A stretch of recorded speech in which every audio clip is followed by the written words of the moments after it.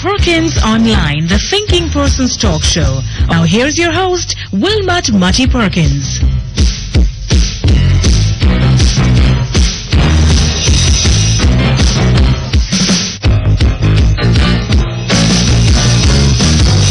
Morning everybody, morning, and welcome once again to Perkins Online. We had a report out from the Contractor General within the last couple of days about the continuing flouting of the laws related to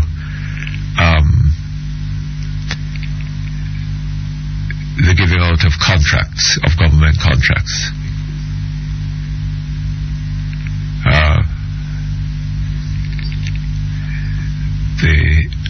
This is a case clearly in which the law is seen as not being a shackle, and billions of dollars of contracts are being given out without regard for the process prescribed by law.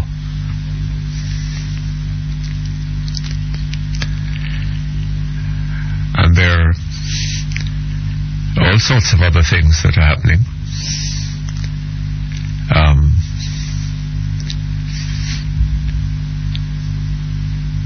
Public property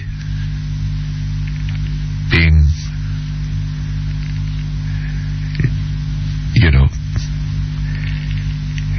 handed over or made available,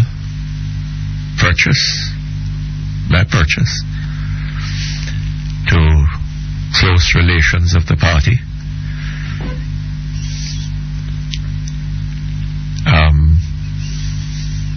Just, by what I suppose could be called private treaty.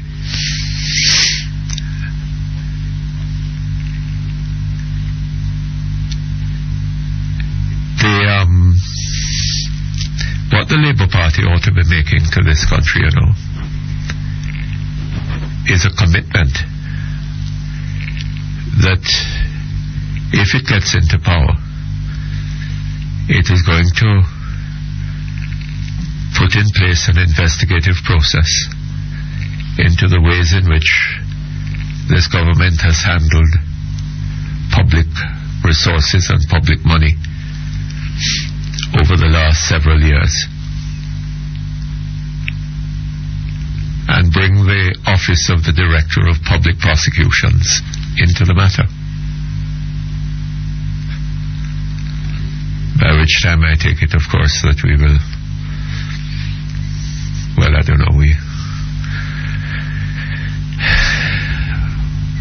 certain changes will have been made. But we do need to investigate these matters. And the Auditor General's report has also been full of similar matters which deserve to be properly investigated. And if it is found that there is any hanky-panky, the appropriate persons be arrested and charged and put before the courts.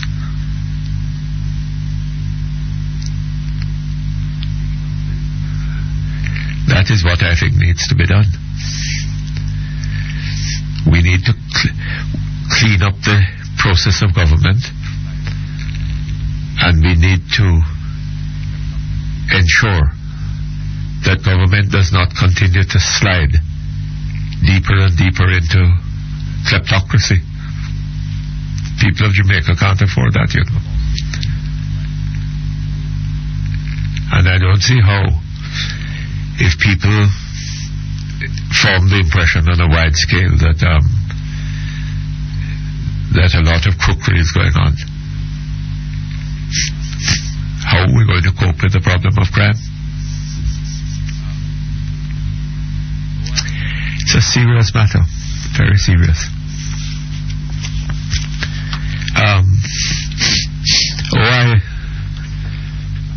chance, watched a fascinating piece of cricket yesterday evening. The end of the last couple of overs of the Sri Lanka-England match.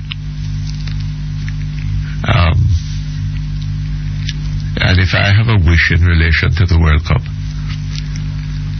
it would be that Sri Lanka is one of the finalists.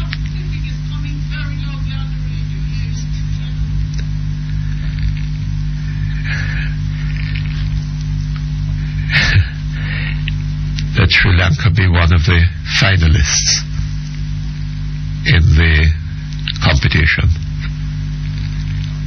And I'm afraid I'd have to take the day off to watch that match. They really are an excellent spirited team. They deserve to be in the finals, at least in the finals.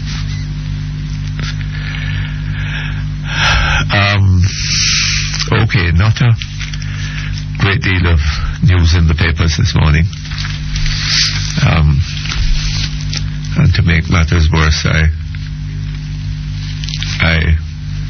myself woke up rather late. So I'm a little behind time. Okay.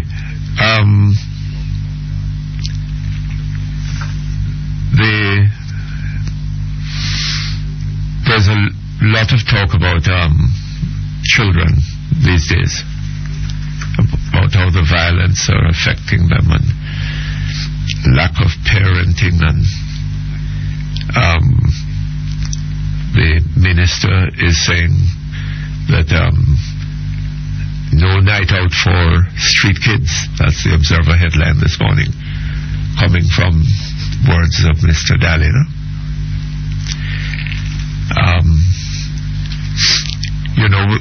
The problems that children are encountering in this country are not going to be overcome without a fundamental change in this country's economic circumstances.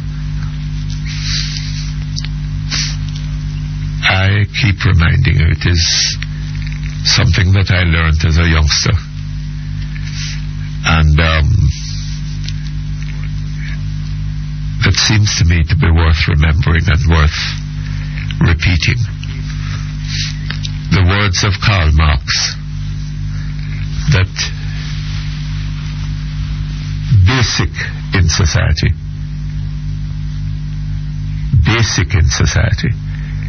is the process of production, which is relevant, inescapably relevant to the survival of man. Man cannot survive without producing the means of his survival. And if he wants to do more than survive and to live a splendid and happy life, he's going to have to produce even more. How men organize to produce the means of their subsistence constitutes the fundamental relations of society. Dr. Davis clearly doesn't believe that.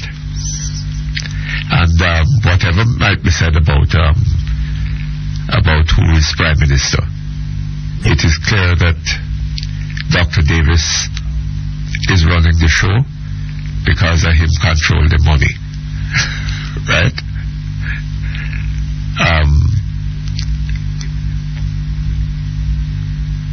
Dr. Davis seems to believe that how men, if it is possible to believe that Dr. Davis could be so foolish, it would seem that on the face of what is going on, that he thinks that it is how men organize to borrow the means of their subsistence that constitutes the fundamental relations. the whole productive process is being neglected. Except that every now and then one hears something about the sugar industry and the banana industry and yam and something like that. That isn't where the future of this country should lie. But it makes one wonder. Are we seeing all that is going on?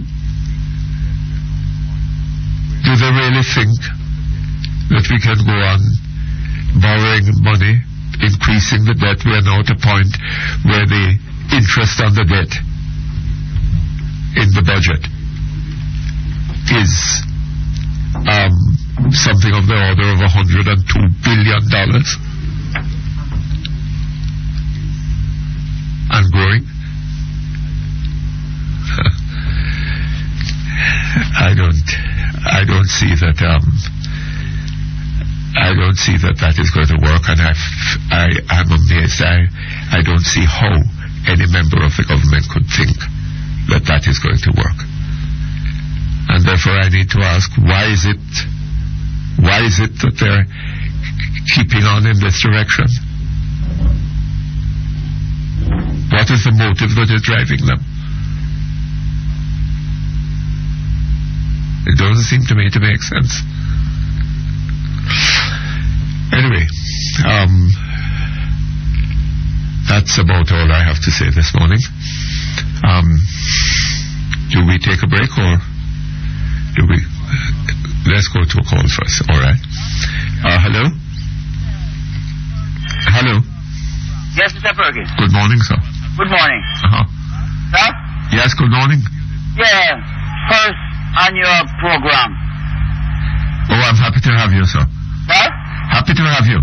Pity you didn't come on earlier. Yeah. Long ago. I just making a little sharing something with you by happened yesterday. Yesterday I was at home here. I get a police call that I should come to the court. Come to the court? Yes, sir. So I left. What is this? Out of a clear blue sky? Yes, sir. You never had any dealings with the police before? No, I didn't have. We have a case, and it was finished last year by the same judge. Yes. And yesterday now, it just come up that I must come to court and the said person for the same offense. Oh. So when I had been up there, and they called up the gentleman and myself, and started to read out the thing. I said to them... Hold on just a moment. Okay, thank you very much. We're back online. Yes, sir. You were saying? When they called you up and... at the court. Yes.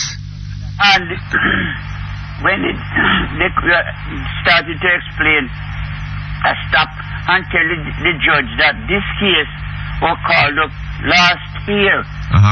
And it was finished away with. With Mark, you know, sir, she was the said judge who finished away the case, you know, and called it up back to... What case was it? What sort of case? The case is that the gentleman threatened me and what have you, and I take out a warrant for him and what have you.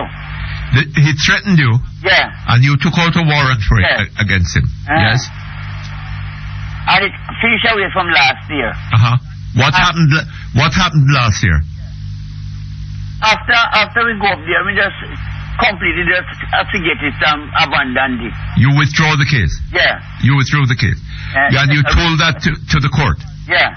You said and to the said judge, she was the said judge who finished away the case with and called, and yesterday in the blue sky I was here and they said I must come up there. What they're just showing out the justice system here is not good for the people of our country. So what happened yesterday? So when I went up there yesterday and called the judge, speaking to the judge, she said I mustn't speak to her and ask me if I know whom I'm speaking to, because I tell her that the case was called up yesterday from last year and finished away with. And immediately she said trying to to stop me from speaking. So I tell him, said, no, I am a senior citizen in this country and I have right to speak. And You told her that? yeah. Uh-huh. And Mr. Perkins, some big net policeman ready to jump to take me in a court till said to lock me up for this contempt of court. I mean, I do not, you know. Uh-huh. Just simple as that. No, the justice system is not good because now she's thinking that I must go look a liar to talk to her because I'm trying to talk to her to tell her what happened. And she said, me not to talk. And her asked me every know who I'm speaking to. I'm just trying to say, sir, that most of these people we are coming from slavery and the ignorant and with lack of education in this country. And the few privileged people who get on top, they don't want you, the poor, the privileged to talk. You can't, the court, me not to talk, and I see me at the court, I judge people. Is that? So what decision was made yesterday? Well, she finished away with it and him go road. She had to run me out of the court, sir, because me not to talk to her. Oh? But the amount was saying that there are some big net policeman now jump around me like they would want to go lock me up for something or another. Put some case against me. I mean, I do nothing.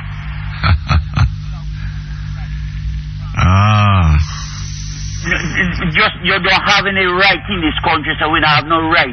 So we don't know a right. So true that the judge doesn't like with me.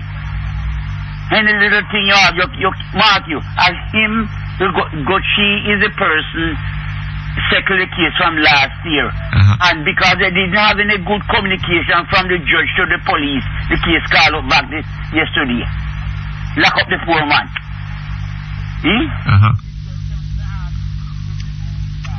You see what we're going through, sir? Yes. Then the judge asked me if me know who me talking to. And as if... And when she asked you that, what did you say? Mr. Twice said, I am a senior citizen in this country, and I have right to talk. And amount of big net man jump from me who wants to go lock me up and that try to show me that it was me not to talk to the lady. So anyway, it didn't happen that way. Huh? It didn't happen that way, and the matter is now... No. But among words cards, I'm just trying to say, look, that because we are poor and we don't have, if you don't have money to employ a lawyer to talk for you, you can't talk to yourself in court. Yes. You don't have any privilege to talk for yourself. I have never heard of that. I mean, you have a right to speak in court, you know. But, as you say, I don't know, so we have to, Bob Marley had a song which we play on this program sometimes. You must listen to it. All right? Yeah. And I hope the matter is over now. Yes, sir. Okay. But you must stand up for your rights, and not only in that instance, right? The way your country is organized and run reflects the failure of people like you to stand up for your rights. Yeah. You agree with that? Yes, sir. Okay. Well, see if you can persuade your fellow men to be bold and stand up for their rights. Yeah. Okay? Yes, sir. So thank you for hearing me, yes, sir. Well, I thank you for calling. Sir? I thank you too for calling. Yeah. Okay? I wouldn't mind if you could talk to the people in our church about the justice system, allowing poor people to talk for their right instead of force them to get an employed lawyer and them not have it. The people have money, but they want you to go employ a lawyer. The first thing is that you have a lawyer. What that means, sir? Well, I don't know why. I mean, if the case was called up last year and was dealt with, then I don't see why in calling you again, they should expect you to spend money with a lawyer. Right? Because me was to talk to him, that tell him to tell her, say, that since she disturbed me, I was going to demand pay for the time I come to court. You said that? You said that? No, that's what I want to tell him, sir, but them bully ride me so much. And pushing me, I would go outside, and then we explain it to me, and the woman no want to talk to the judge, no want to talk to me, explain themselves. Yes, well, we need to have more respect for our fellow men in this country, and women too. All right? Yes, sir. Thank you very much. All right. Okay, hello? Good morning. Hello? Hello? Yes, good morning. Hi, Mr. Perkins. Morning. Michael Royce. A long time I haven't called you. Yes, indeed. Yes, as the head of the faith of Haile Selassie Rastafari. I'm not hearing that. As the head of the faith of Haile Selassie First Rastafari, I have a public declaration to make. Yes. On the 6th of April 2007, which is today. Yes, would you speak more directly into the telephone? I publicly declare that the officers must charge and arrest the most honorables, and councillors on the grounds of high treason and genocide against the people of Jamaica. I do hereby pardon Portia Simpson Miller and Peter Phillips and order them to report to me immediately forthwith to put our house in order right away. Hold on, you're pardoning them? I publicly announced to the Governor General that I now assume full audience in King's House and Jamaica House immediately. And I also now publicly trigger our indefinite, unlimited commercial line of credit with a double indemnity clause to take effect immediately to take care of in-house matters and housekeeping under my and only with my authority. Yes. So, that's the... When did you suddenly have this, When did you suddenly have this inspiration, sir? Mr. Perkins is not an inspiration. Hello? I wouldn't say it's an inspiration, Mr. Perkins. It's just the work that has been done. I see. And when did you have developed this insight? It's not something that has been developed, Mr. Perkins. It's something that's inborn. And as the constitutional sovereign, I expect... You are the constitutional sovereign? Yes, because the declaration, the whole proclamation that was made on the 25th, our ancestors' funeral rites ceremony, which I officiated on as the head of the faith of Rastafari. Yes. And the whole transpiration of that, and I made a... Do you want to hear it? I made a... What do you call it now? I made a... Oh boy, Mr. Perkins, there's a lot of work, you know. Because after the proclamation, I had to make another proclamation. Because after being given the sovereignty, Her Majesty the Queen handed it over to me. I had to make a public address. And I made the public address on Sunday down by Spanish Town in search of Brother Howell series with IRI FM. It was all, documented.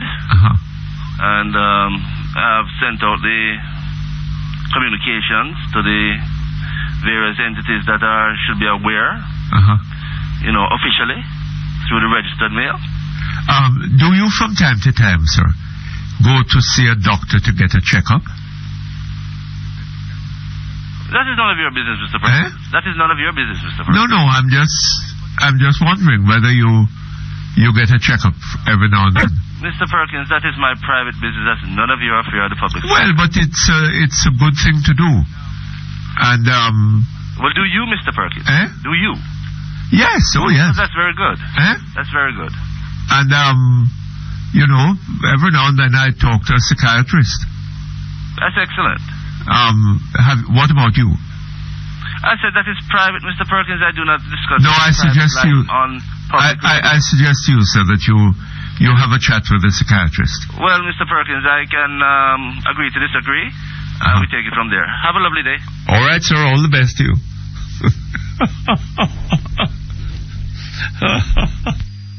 Hey, thank you very much. Back here on land. Hello? Morning, Mr. Perkins. Morning, sir. How are you? Well, thank God I'm here. Sucking salt through with a spoon. I beg your pardon? Sucking salt through with a spoon. Oh, you're sucking salt through the wooden spoon? Yeah, man. Oh, Lord. Oh, boy. Who is not? Eh? Who is not? Well, maybe you. Me? Yes. You heard that I was genetically linked? Maybe you will not sucking salt through with a spoon. I wonder who would have told you that? Yes. And so it goes on. Well, we all then, let us say we all. Yes. Because we all are under the same wrap and strap, you know? So, we are in the same boat. But yes. some into a faster boat, you don't think so? Some into a faster boat? Yes. Yes, it's quite true. It's true. Yes, what I want to say is, Mano, I have 2 children. 2 children? They are twins. I think twins? Yes. I see. Boys or girls? I think I tell you about them already. Boys or girls? Sorry, both. Oh, a boy and a girl? Yes, sir. One named Joseph King and the girl named Shauna Queen. They are the children of the late Patricia Garrett, who was resort in St. Anne's Geddes Road. Now, we was drying up to court so many times, and when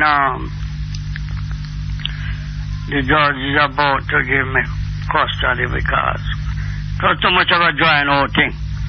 Yes. So, she make up with a policeman, take them and send me thief children, and go and change her address in St. Anne's.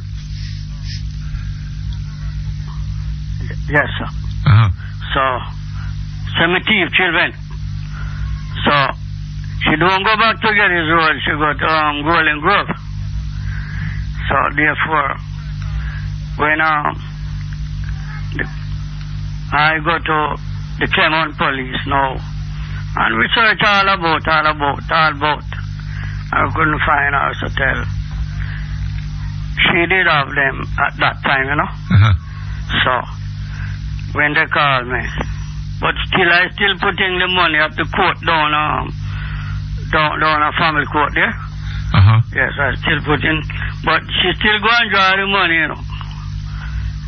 So, it so happened that when I call her one day and tell me she died. So, what I don't know, I go and tell the judge at family court down there, and she give me a paper to go for them. When I go, I meet one of the family, which tell the police that she take them to Montego Bay to spend time. To sentence? Spend time. Spend time? Yes, sir. Oh. And first when I go, I leave them to make they attend the funeral, but through wasn't in a good relationship, I never go to the funeral. So when we go back to them now, she had a police and myself. She told that, so she take them to Montego Bay to spend time. And we go back several times and we don't reach nowhere. They advised me, say, well, take her to the court. I take her to the court.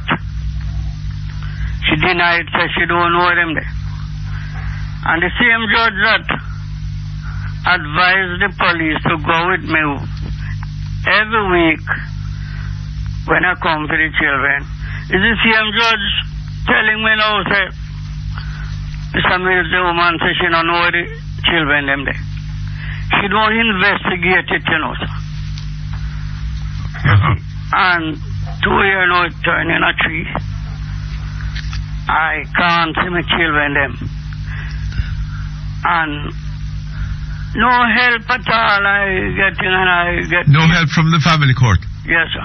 Eh?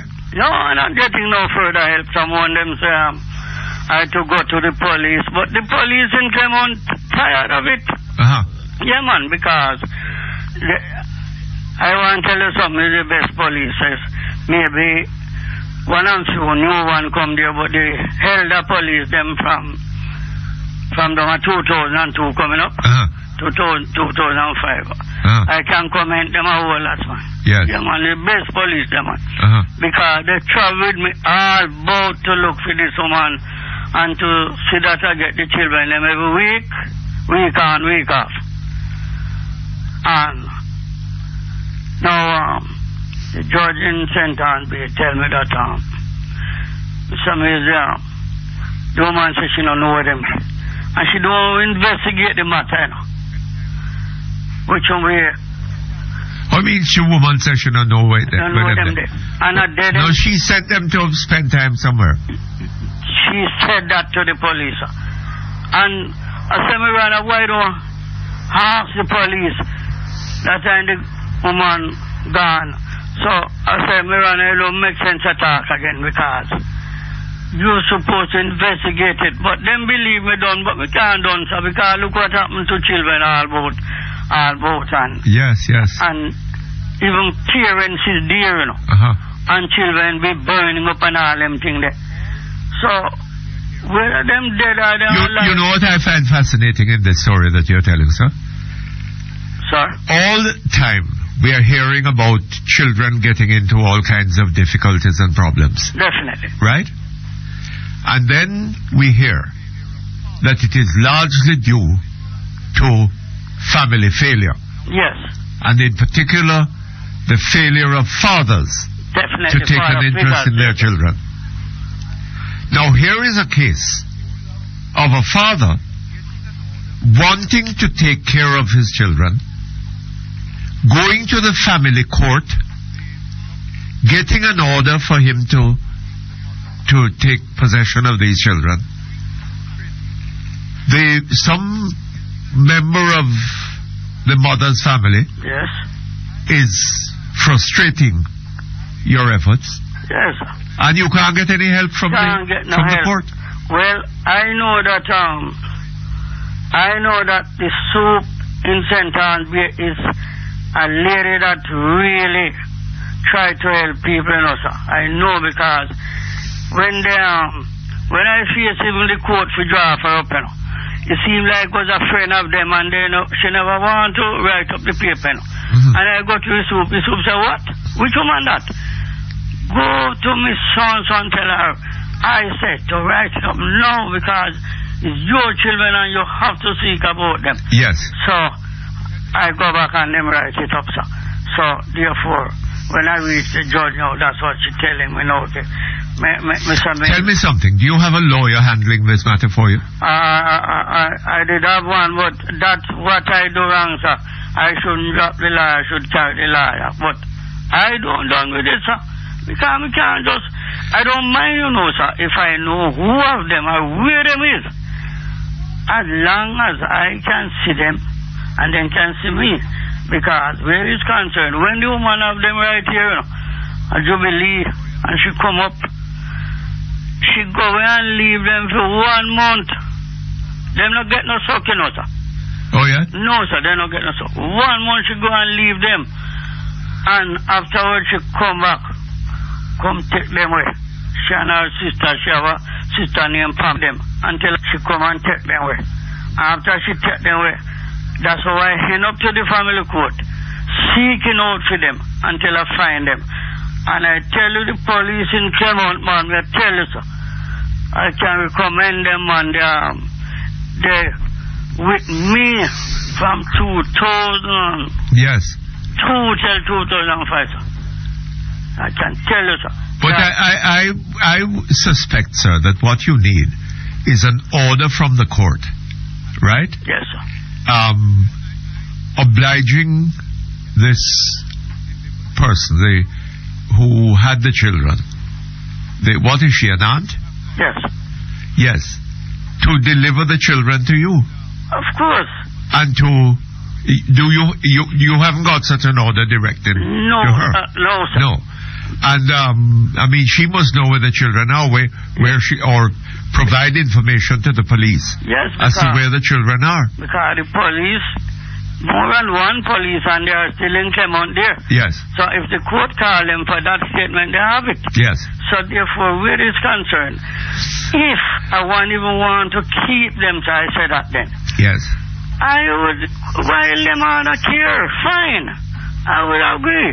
But I supposed to stretch on to them, man. Yes. Because where it is concerned, when they come big, You need to provide something for them. You need to talk to a lawyer about this, sir. Yes, sir. And if you can't afford a lawyer, talk to the legal aid people. Yes. Okay? Yes, sir. All right. All the best to you. Yes, sir. Okay. Hello? Hello? Hello? Hello? Yes, good morning. Good morning. Morning, Mr. Perkins. Yes? Mr. Perkins? Yes, ma'am. Morning. Morning. A long time I want to talk to you, see? Well, you have your chance Oh, now. God, thank God I get to talk to you.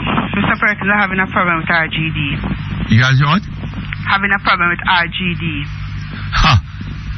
Ha. Mr. Perkins, That's not surprising, ma'am. I applied the other day, sometimes about late last year, for my birth certificate. Because I have one already, but it got mislaid. Yes. All right, I have the information on it, from it, except for the entry number. I go over to the RGD, and I apply. They say I must pay $100 for a search. I pay the $100. When I pay the electronic search, they say they don't come up with anything. I must pay $300 for a farm search, which I did. When I do that now, they tell me again they don't find it. I must go do a late registration. I tell them, say I have a birth certificate already, and then I went to any late registration because I get a passport already using my birth certificate. Plus it is expired, and I got another one until this one again is expired 2004. So I'm not going to do any late registration.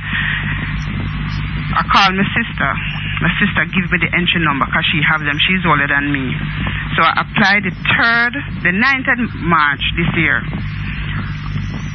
I pay $750 for the regular service. But Monday now, I say, let me call and see how it is progressing. When I call Monday, they're telling me that the letter don't correspond.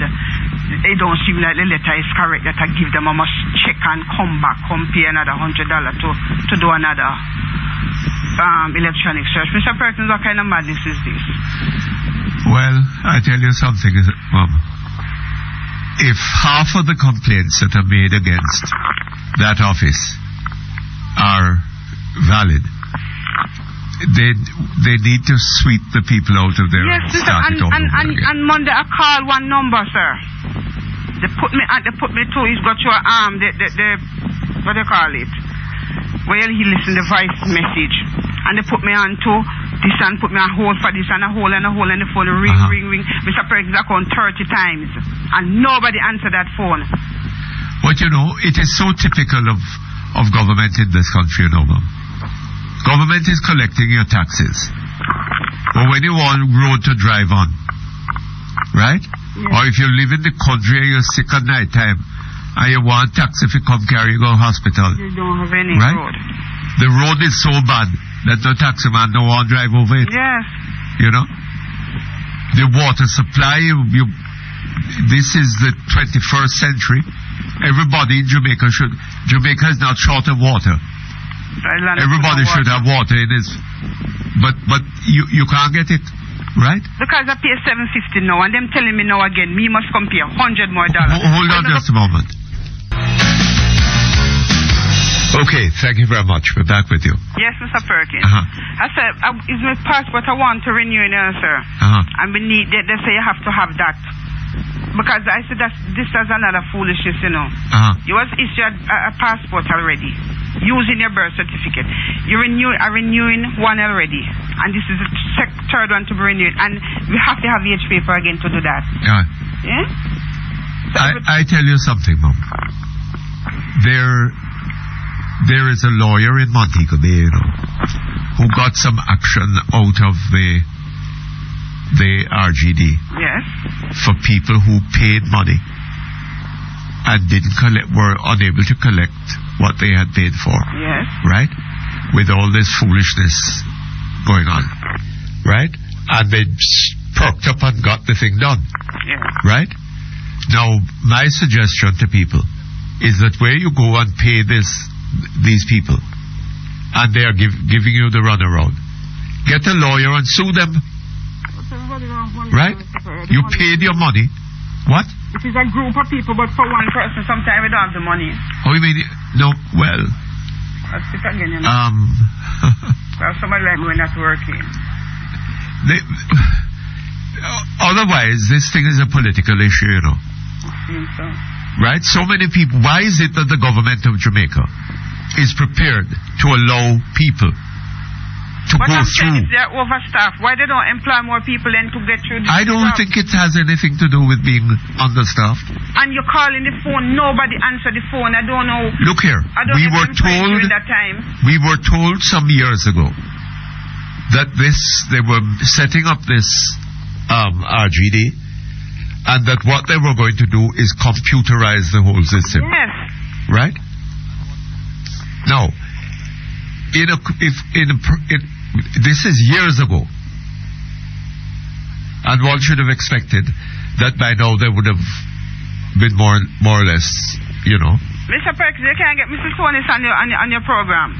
Look, Mom, what is the point of that? I've got Mrs. Holness on this program several times. And it helps in a particular case. We must pay $100 more again. And them have $750 for me, and them don't give me no service for $750. And we must pay $100 more now again for what? Well, I don't know. It seems to me that this is frustrating. Frustrating. I don't know. It's frustrating. But you need, if you don't have the money to talk to a lawyer, try the what's he called?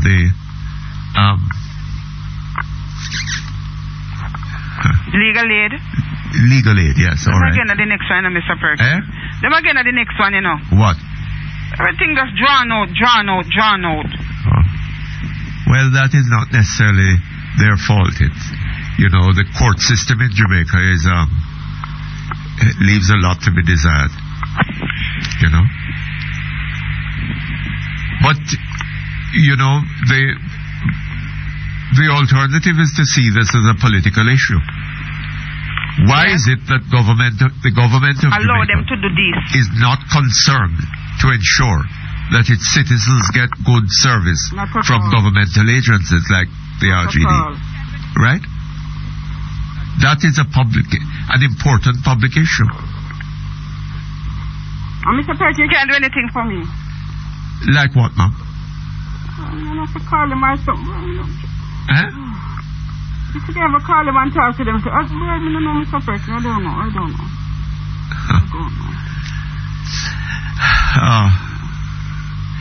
Give your name and telephone number to... Hello? Give your name and telephone number to the operator off here. Okay. Okay? Thank you, Mr. Perkins. Okay. Have a good day. Good. Okay, hello? Hello? Hello? Yes, good morning. Good morning, Mr. Perkins. Yes? How are you? I'm fine. Listen, I'm going to give you a little advice. When the next person that calls you complain about the RGD, refer them to Dr. Carlton Davis. He has overall responsibility for these agencies. Yes. You hear? Yes. Because in the past, he has been on the radio boasting about the RGD, about how efficient they are. Yes. I don't know if you have ever heard him. And no, I haven't heard him. Every time, well, he has been very silent of late.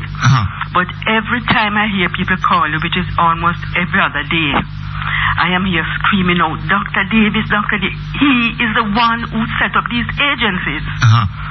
So if they are not working, he's the one who is to look about and correct it. Well. All right? But he says how efficient they are. Yes. Look here. He has been on several shows, especially on this especially on the Breakfast Club in the past. Yes. He has been on several shows holding up this agency as an example of how efficiency. efficient these agencies are. Yes. Or can be.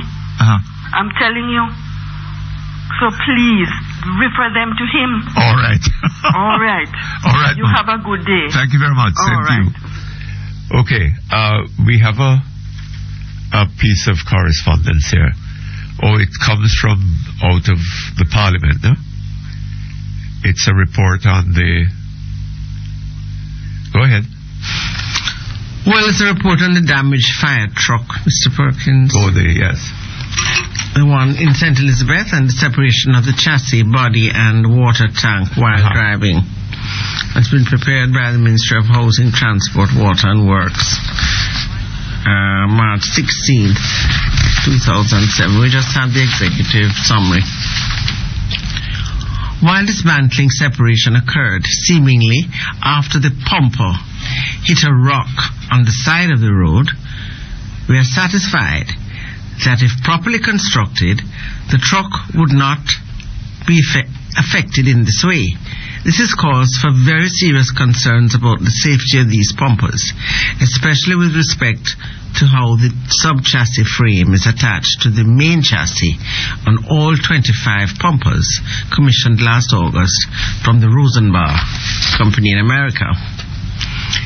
Without reservation, we recommend that these pumpers must be immediately withdrawn from service until the suppliers can guarantee that they are safe to operate in accordance with the applicable international and Jamaican standards for local operating conditions and recertified by the Island Traffic Authority, the ITA. That's it? Yes, that's the executive. Well, 2 pages. Question in my mind is, how did they come to be bought in this condition in the first place? I believe Miss Shahini Robinson had protested from the beginning and wanted to recommend a series of fire trucks from France, I believe. That was... Well, I think we need to hear something about this from the government. How did they come to buy these units, and were they properly... And at what cost? I beg your pardon? At what cost? Well, yes, and were they properly the listener wishes to certified? The writer wishes to find out. At what cost? Anyway. In comparison to what it could have bought other trucks for. Yes, and in that accident down in St. Elizabeth, I think it was 5 firemen who were injured. Fortunately, none of them died. Okay, hello?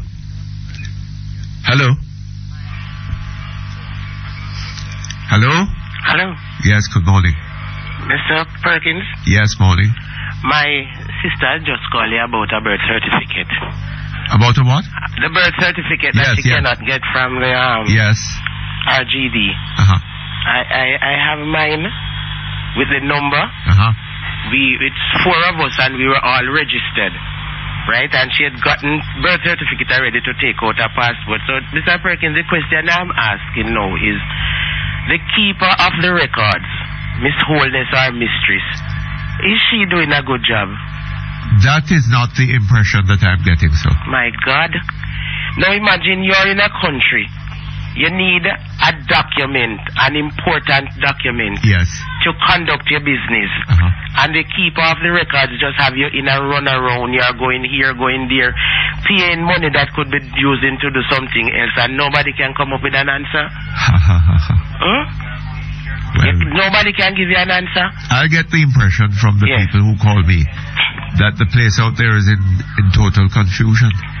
A lady has just told you that the next person that calls and speaks about a birth certificate, you have to give them, tell them about Dr. Davis. Is it Dr. Omar Davis or is it his brother? His brother. His brother? Yes. Is there a telephone number? I haven't got it. No, we need the telephone number because people in this country are being given the runaround, and you know, once you open your mouth and talk, you hear that because you don't support this party and don't support this party. But what has a party got to do with you when you want your private business to be done? I don't think a party have anything to do with that. Whether I'm a Labour writer or a PNP, it doesn't really matter. You need something to be done, and you need your record to do it. I am quite sure that my sister was registered. I'm quite sure that because we were born in the 50s, but we weren't born from some dumb, ignorant people that didn't know that children are to be registered. I am sure that she's registered. So that means we need the record, and if the keeper of the records cannot give it, then something ought to be done about it. Yes. Yes, something ought to be done about it. For too long we have been sitting down and getting the run around and pure foolishness, and people tell you this and tell you, because I'm sure if you get Miss Holness on your program right now, she's telling you that 98% you'll hear a lot of everything is being done. Anyway, I have to take the break. Thank you very much. All the best to you.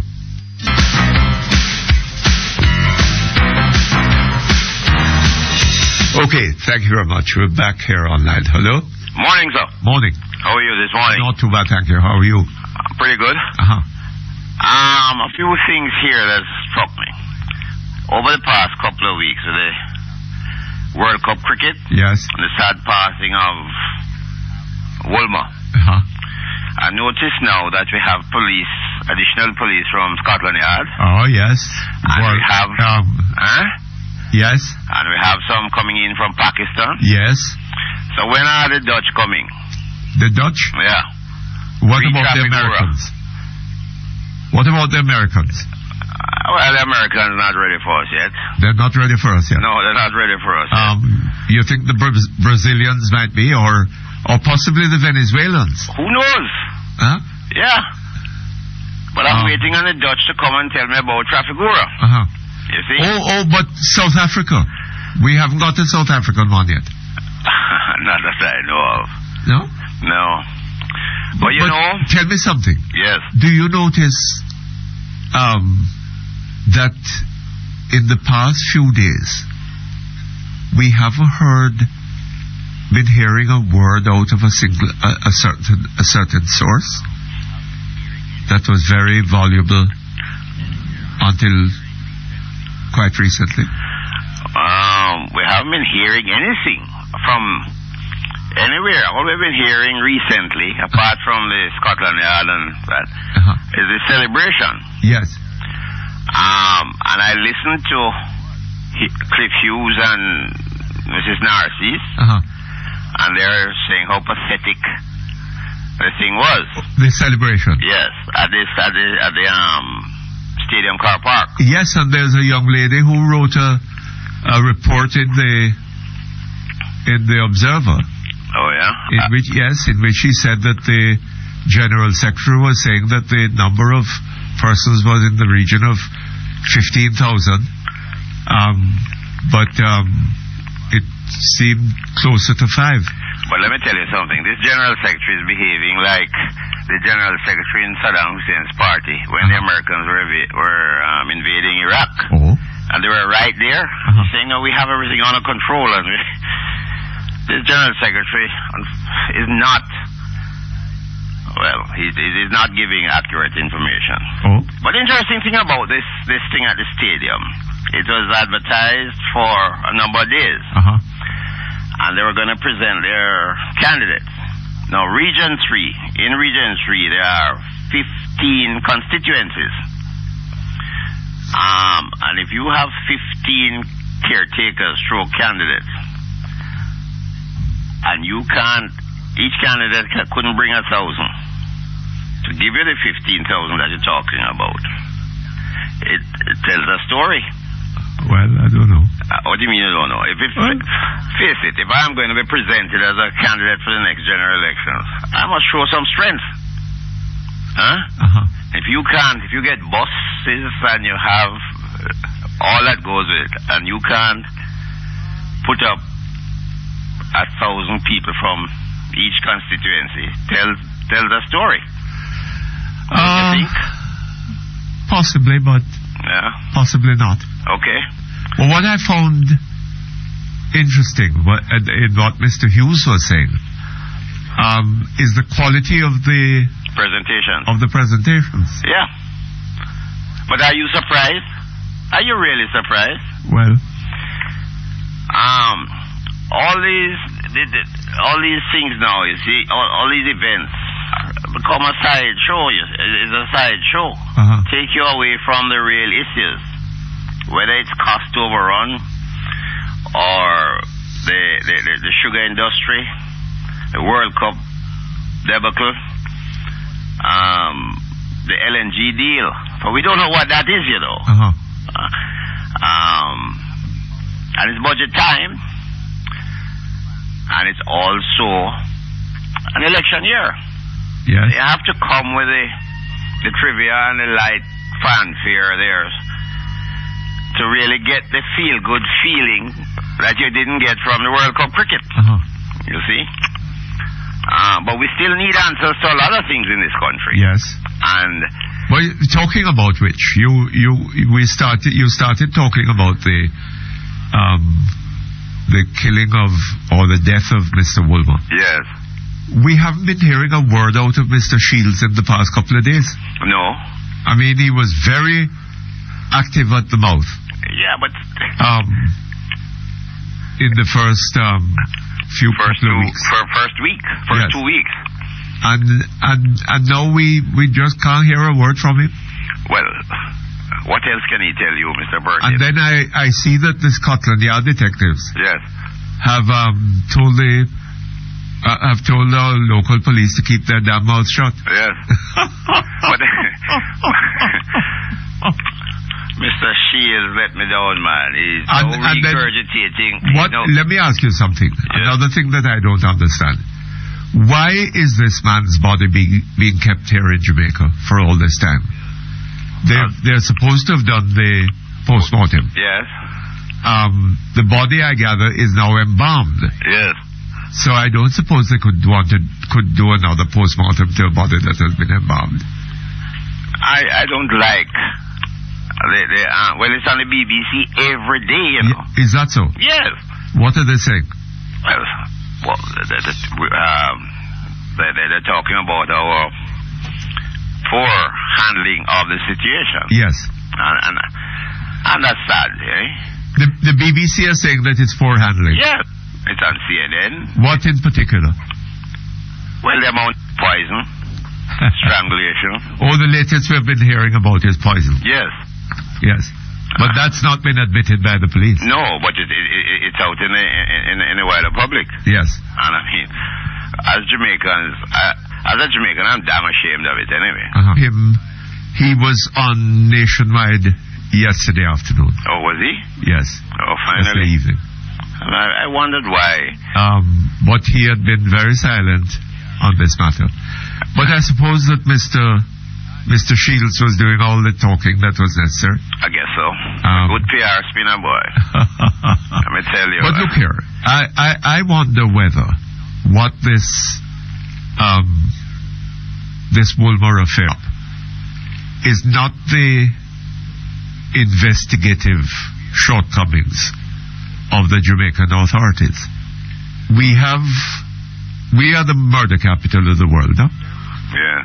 Right? Relatively few of those murders are cleared up. 30%, they say?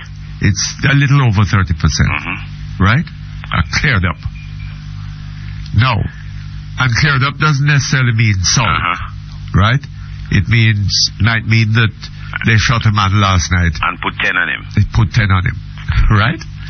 Now, what is being exhibited here in the face of the world is that inability of adequate investigation. Yes, and that's why I say I'm quite ashamed. You know, we bleed here every day.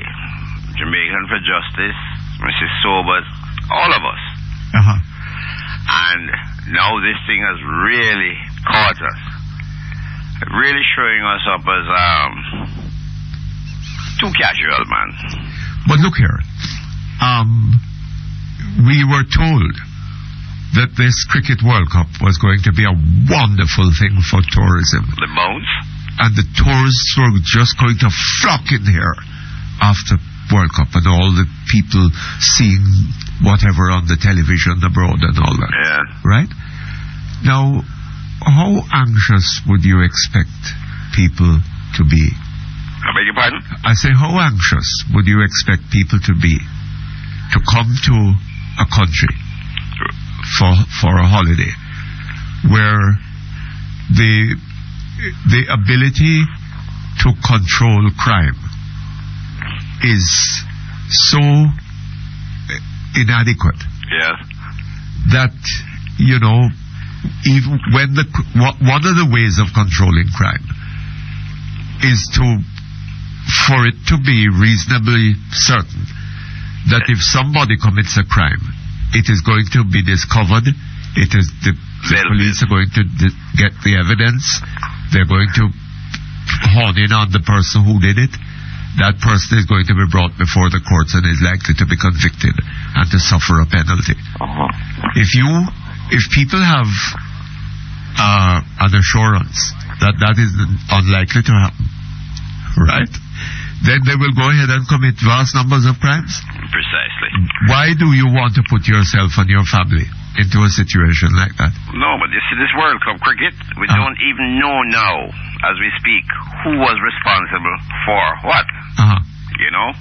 The ticket sales, we hear all sorts of people. The pricing of tickets. Yes. The staging of events, the debt.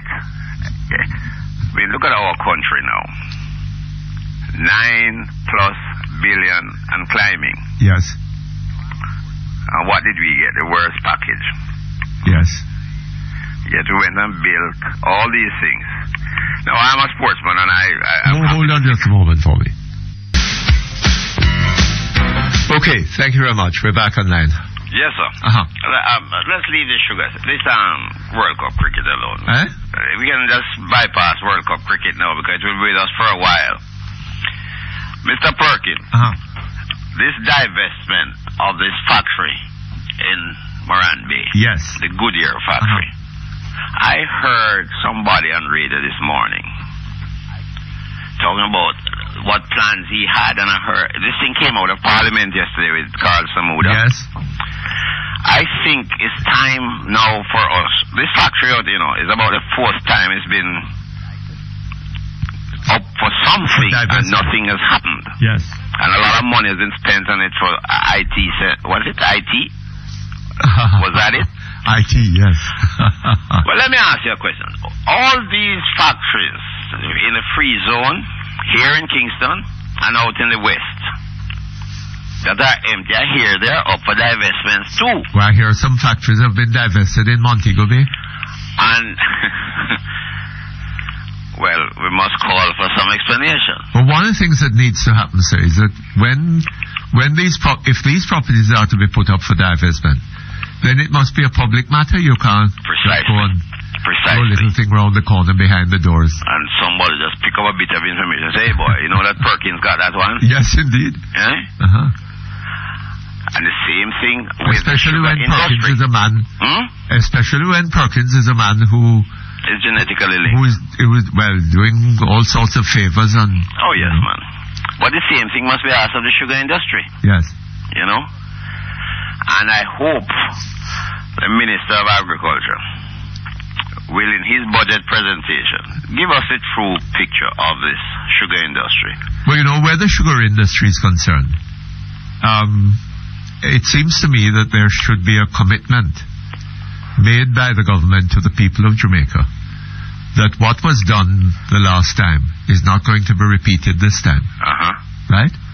That if people buy into the sugar industry and find themselves in difficulties, they're going to have to make their own private arrangements to sell. Perkins, I think it's time for us to get some figures on this thing now. The amount of write-offs. Write-offs are taken on a new every day. And you write off NCB, you write off Look here, sir. Let me tell you something, you see. We have a sugar industry that is ancient and highly inefficient. Yes. Right? We are producing sugar at several times the higher cost. The cost at which our competitors are producing, right? What that means to me is that, well, one of the things that allowed us to do this was the imperial preference, and which went into the ACP arrangement with Europe, right? And what the effect of that is to encourage us to keep productive assets in, or potentially highly productive assets in a form of production that is inefficient. Well, right? Yes, I grew up in it, so. Yes, wouldn't it be better if we move those assets into something that we could produce more efficiently and make more money out of? Well, I'm going to tell you something, remind you of something. In the 1980s, yes, then Minister Hugh Hart promoted the production of ethanol. Yes. Hence the saving grace for Duck and Field. We had 2 little factories out at Rockford. And we bought an estate in Honduras, Carousel, it was it? Yes. To do just that. It became the campaign thing for the PNP in the 1989 election. Yes. And all the nastiness that could have been spouted was done by the PNP about this, the Hugh Hart and the ethanol deal. 20 years later, you're talking about ethanol again. You're talking about it now. You're reading, like it's Roger Clark could be like Archimedes, man. He's run down the road naked and shout out, I found it. Eh? Yes. What a sight that would be, though.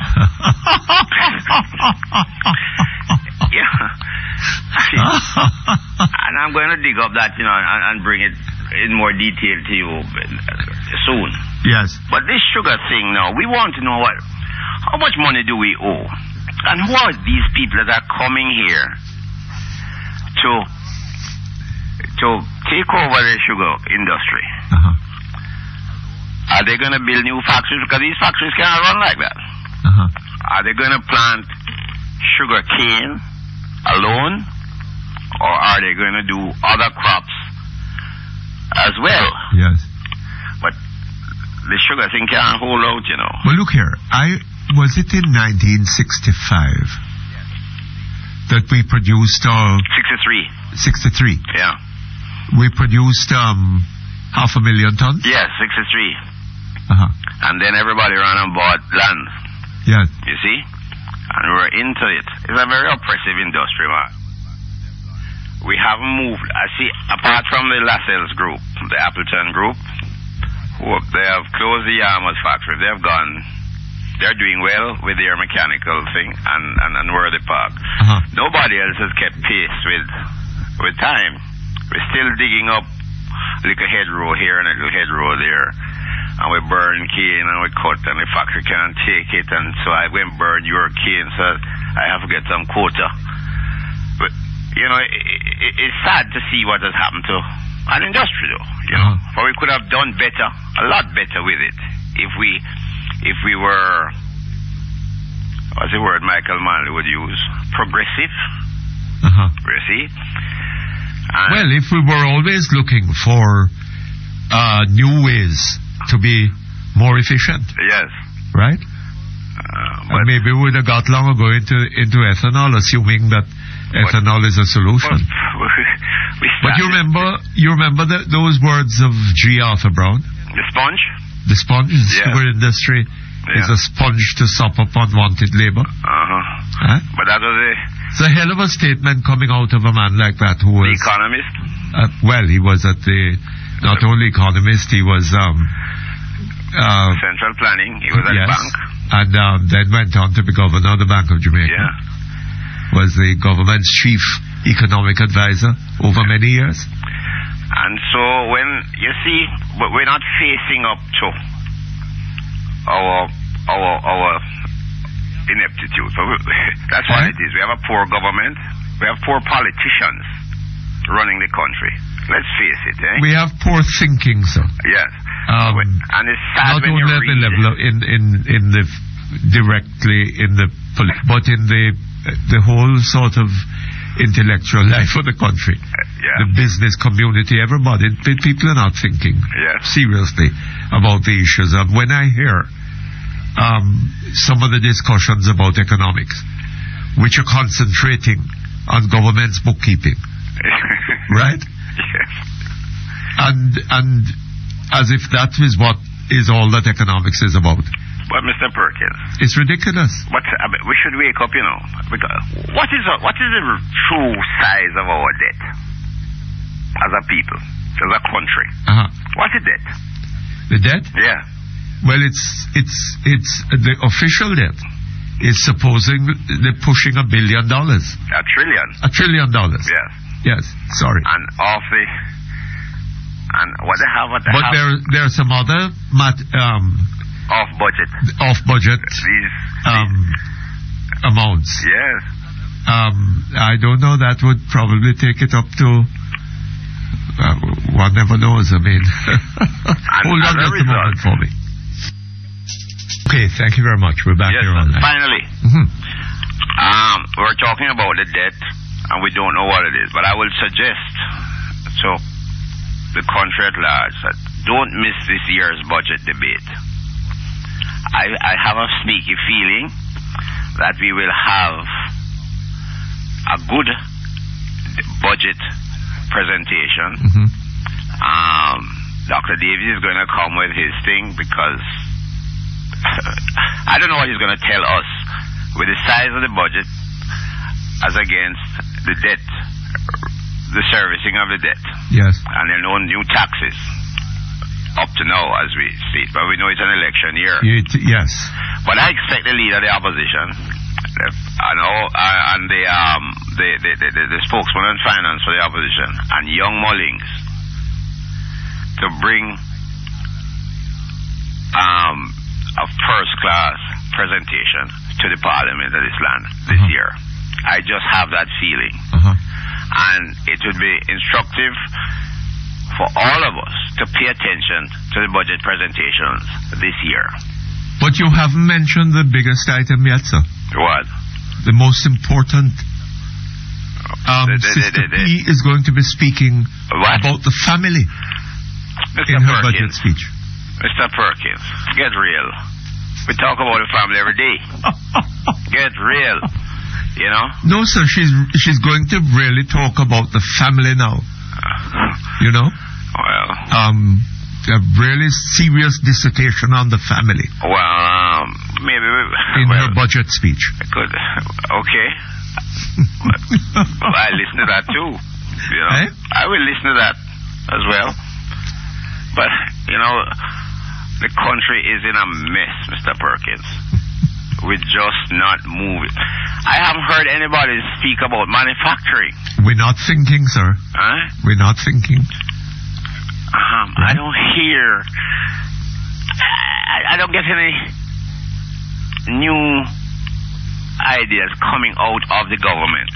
How they plan to move the country forward. But you know, sir, it's not even a matter of new ideas, you know. These are ideas that we had in this country. Yes. Way back in the 1940s. Yeah, well. Right? You remember those? No, Mr. Perkins. Be careful. 1940s. So yeah, if I would remember. I've read. Well, all right. The 1940s. Yeah. Right? Those were the years in which, in that first Bustamante government, that we had legislation like the Industrial Incentive Act. Yes. The Hotel Industries Encouragement Act. Yes. The and various other such things designed to bring new investment into the country. Yes. Right? And it continued through the 50s and took off in the 60s. And took off in the 60s. Really took off in the 60s. Right? And the economy was growing at an average of 6% per annum in the 60s. Yes. Right? Yeah. And in 1972, I think it was, the year. Disaster struck. Disaster struck. Well, but just before the disaster, there came an economic increase of something in the order of 12%. Yes. Right? Yes. And momentum took it to 74. And then Hurricane Manley came. Right. Yeah. And that put an end to that. Right. And Lee Kuan Yew had come before and sort of borrowed the whole idea for his You know, you talk about Lee Kuan Yew. He came here in the 60s, you see? And he spent a lot of time looking at Bob Lightbun's ideas. Yes. Okay. And he copied a lot of Bob Lightbun's ideas, the ideas of the government of the day. He came back here in the 70s, you know. Yes. For some conference. Yes. And after 3 days, I'm out of here. All these people talking about is bushjack. Yes, that was the Commonwealth Prime Minister's conference. You know? And but I don't know, man. We have not had a Minister of Industry since Bob Lightbun. Yes. We lost that. We lost out that cabinet, the first cabinet of independent Jamaica, with people like Bob Lightbun, Ken Jones, Clem Tavares, Ellie Meyer, Siaga, Edwin Allen, Giles, Ashenheim, Newland, to name a few. I mean, we have gone downhill since, you know. Hello? Yes. We haven't really moved with the times. But we travel all over the world and we see what other people are doing. Yes, indeed. Right? Look at, we in this country, up to the 70s, we had bottling plants for carbonated beverages and other beverages. We had about 8. Yes. Today we probably have we were beginning to assemble television sets. Yes. And now you go on look at the supermarket shelf, everything is from Trinidad. Yeah. You know? Bustamante, I don't know, Bustamante described them as during the referendum debate there.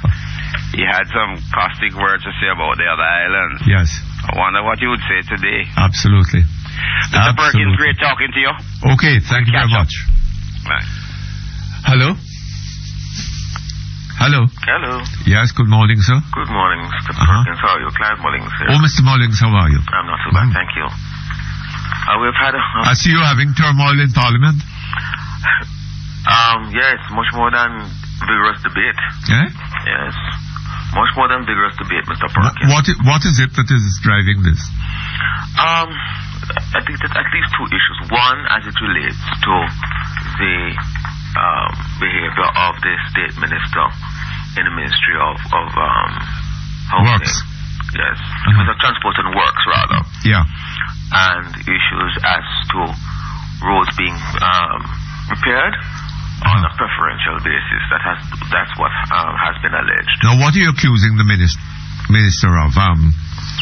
Well, using funds allocated for road building, or road repairs, disproportionately, for his constituency. Or is it? Yes, but more than that, I think the allegation really is that he is also going to areas with personnel from the ministry and the elected representatives being unaware of that, but touring with candidates of the People's National Party. Yes. And as even the House Leader Peter Phillips had to say that if you do that, then you cross the line. What did Mr. Phillips say? That if you do that, then you have crossed the line. Oh, Dr. Peter Phillips said that? Yes, he said that. Oh. And, it raises issues as to in dealing with the politics and discharging your duties as a minister. When you put the two together to seek advantage, then that's a corrupting of the process. Yes. And that was one of the things. That is Dr. Phillips too? Well, Dr. Phillips had indicated that once you do that, then you have crossed the line. Yes. And we cited instances in several constituencies, including my own, where that has happened. Yes. And so that was really one of the sources of concern. Audley Shaw himself indicated that he had a list of roads. I think it's 28 roads where he's saying that over a 1 year period they were fixed in Minister Azan's constituency. So that also is a source of concern. So what is Dr. Phillips implying? That had he been Prime Minister, that sort of thing would not have been allowed? I think he's put forward a position that he didn't preface his comments by saying that, I must admit. But he is indicating that as a process of governance, that you ought not to do that. The other issues that came up, for instance, issues as they related to the Goodyear factory. Well, I wonder if he hasn't spoken to Sister P on the matter. Well, the impression we were getting was that there is a policy of the government that any work that is going to take place in a constituency, the elected representatives ought to be aware of that. And I know that from the time of P.J. Patterson, that was put forward, but she says, well, it is more honored in the breach than in the observance. And so that was something of a cause of concern. In fact, I believe that the minister in charge, Minister Pickersgill, who initially was very reluctant to provide a list of roads, provide a list, but it was not complete. I believe roads that have been patched were not a part of the list that was provided to us in Parliament. Yes. And we were supposed to provide that. And you know, it has been a full week. And why do I say that? It's been a full week because several issues have come to the fore. Issues as they relate, for instance, to the fire trucks. I know Mrs. Shahine Robinson had raised this issue. Yes. And has been very strident, expressing concern about these trucks and safety. And what has happened since that? They have had at least one accident where firemen have been injured. And in Montego Bay and in Hanover, they have expressed concern as far as the body of the trucks are concerned, that they tend to twist and turn and then want to fall off. Now, this has grave implications because I recall Mrs. Robinson indicating that there was a communication from Cabinet indicating that some trucks were supposed to be bought from France. Yes. And then... Hold on just a moment for me. Okay, thank you very much. We're back with you, sir. Yes, Mr. Perkins. And at the time, the opposition raised concerns about there being left-hand drive trucks. And yes, I remember that. But it was given short shrift to the point now where these vehicles are to be withdrawn because they pose a danger to the traveling public and to the firemen. The decision has been taken to withdraw them? Well, there was that statement I got that they proposed to withdraw them. Maybe I shouldn't say a decision, but there has been communication that they're going to withdraw them. Oh? Or to withdraw them. So, you know... And withdraw them and do what with them? I have no idea. I'm not sure if they're going to be repaired. I really don't know. Mr. Perkins, these issues, several issues, come down to one basic fundamental principle, that of governance. And we look at the proposed project with Venezuela and Trinidad and so on. For instance, let me give you an example, if you indulge me. Minister Hilton came to the House, to the Standing Finance Committee, and he was asked by me. In 2004, Prime Minister Patterson signed a memorandum of understanding with Trinidad. Yes. And then after that, Prime Minister Simpson signed another memorandum of understanding with Trinidad. He said, no, that did not happen. What do you mean? He said he was there. It wasn't another memorandum of understanding. It was a reaffirmation of the first one. So I asked the question, what was the reason for a reaffirmation? Is it that Trinidad had expressed any reservations or fears about honoring their side of the agreement? He said, no, that wasn't it. It was because the new Prime Minister Simpson Miller, was not a part of the first one, and we needed to indicate that she would have her stamp on this one. And we ask ourselves, the nation now has been led to believe that there are two memoranda of understanding. Now we're told it was for political reasons, while the second one, or there was a reaffirmation. Then that falls apart.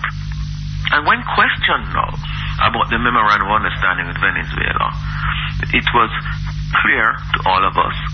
Firstly, he said that he admitted that Hugo Chavez in his itinerary in Jamaica was not included, but he turned up and signed that to show that, there's solidarity in terms of assisting Jamaica.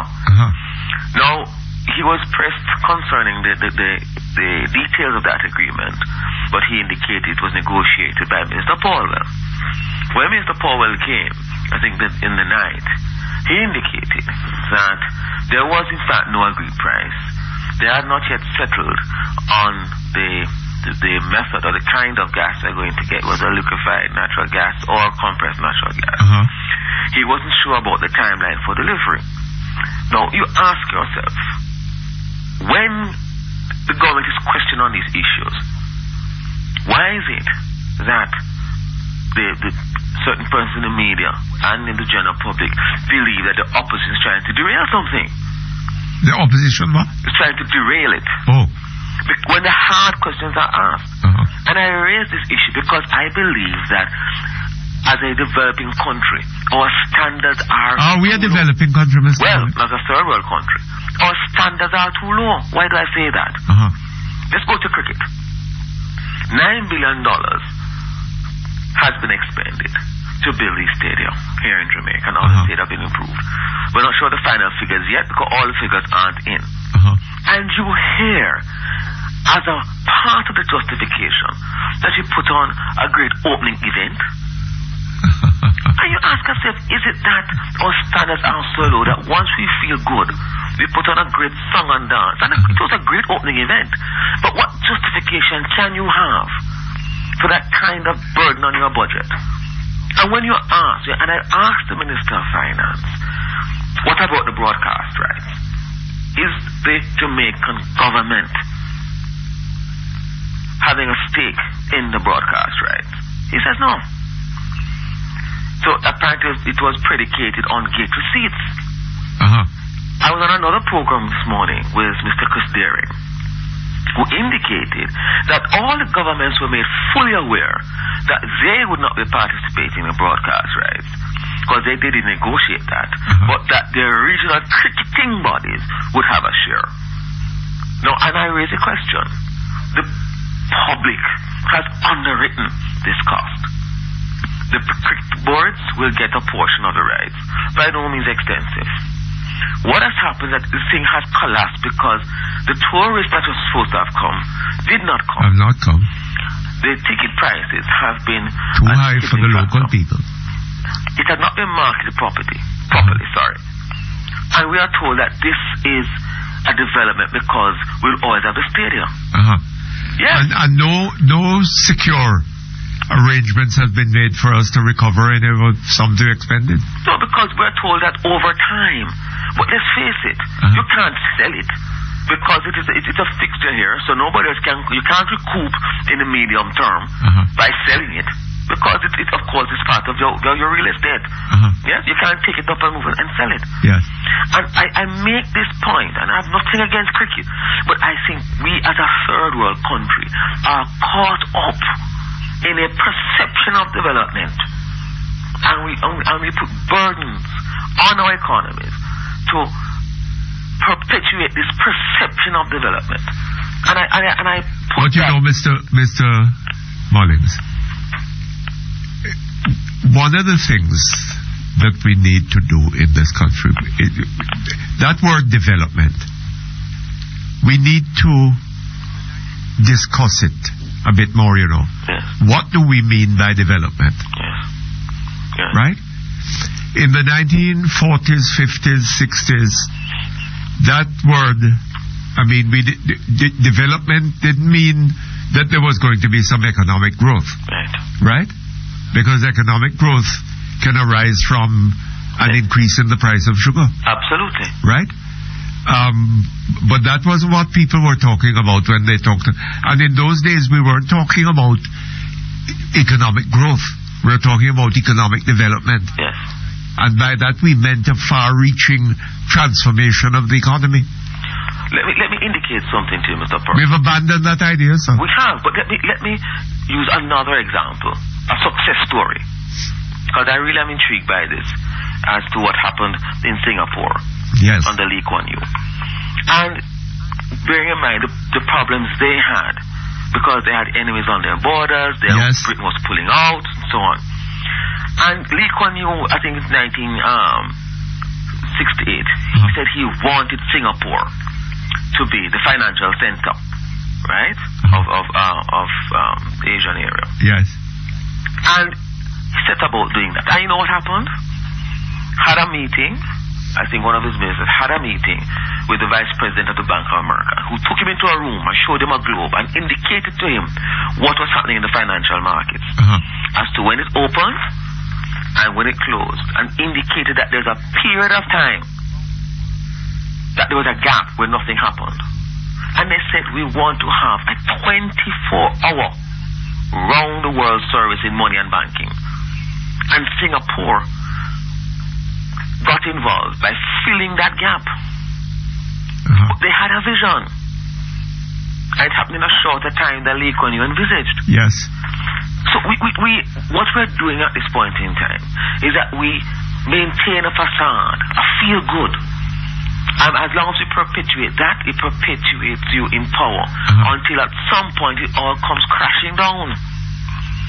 And I believe that we are not being rigorous enough. And when I say us, I include not only the opposition, but I include the media and those who say they're academics. Yes. Yeah, oh God, as for them. Who do not bring the rigor, who do not challenge what is happening. And so we get this spin and this spiel each time. And we feel good because we get a false sense of security that everything is all right. And when you challenge it, you're accused of being against the CSME, or you're accused of being against the region. And you know, sir, a critical thing that we are not recognizing is that our greatest asset in this country is not bauxite, not sugar, it is human beings. Absolutely, sir. Right? And that we are sitting down and allowing hundreds of thousands of that greatest asset to be destroyed. Right? Yes. And turned into antisocial monsters. And you know, sir, I make this point. It is done not only by the party in power to perpetuate itself. It is also done by persons who, instead of bringing truth to bear, they bring balance. Yes. In other words, they seek to apportion blame equally, or they are not sufficiently deep and rigorous in unearthing what is really happening. And so we have this kind of two-party approach to whatever is happening in our analysis. In other words, if we say that this is happening, yes, but it's happening because of this other side of it, of the equation. When wherever the chips fall, and that's what analysis does, wherever the chips fall, so be it. But we don't do that. And so we have this nonsense Mr. Mullings, we have to leave you. Time for the news, eh? Okay, thank you very much. Okay, we'll be back here in about 20 minutes.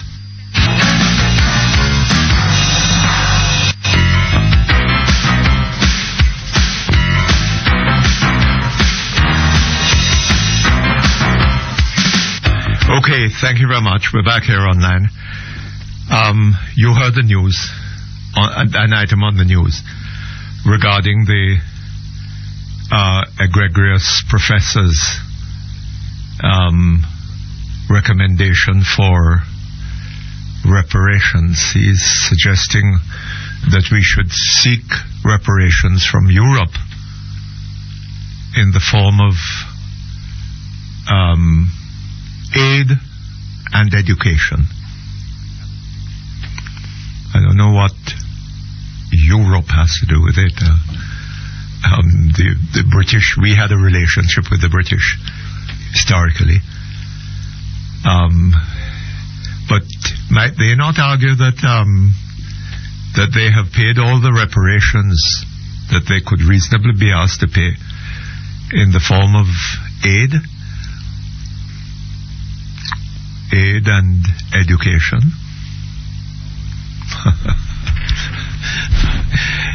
I don't know what our problem is. You see that we are panhandlers. We keep holding out the pan, you see, hoping for somebody to drop something in it. We won't get up off our tails and do some hard work, right? That is our problem. And we're not geared for that. We think that we can always find a means of getting something out of the rich people. That's not the way to go forward. It will not work. Okay. Hello? Hello? Hello? Yes, good afternoon to you. Good afternoon, Mr. Perkins. Yes? Oh, this is Patricia Holness of the Registrar. Oh, Mrs. Holness of the Revenue. What's the name of the place? Registrar General. Registrar Generals.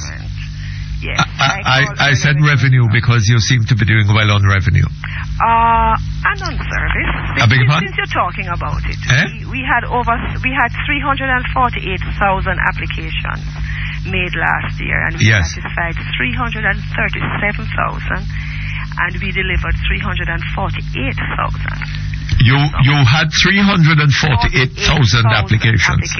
Over 600,000 customers. Satisfied 337,000 applications and delivered 348,700. So it's not just revenue. Well, I'm not following that. Yeah, go ahead. Would you speak up a bit for me? Oh, I don't know. Should I speak a little louder? Yes, and directly into the mouthpiece. Yes, I'm doing that. Yes. Now, are you hearing me now? Yes. You had 348,000 applications.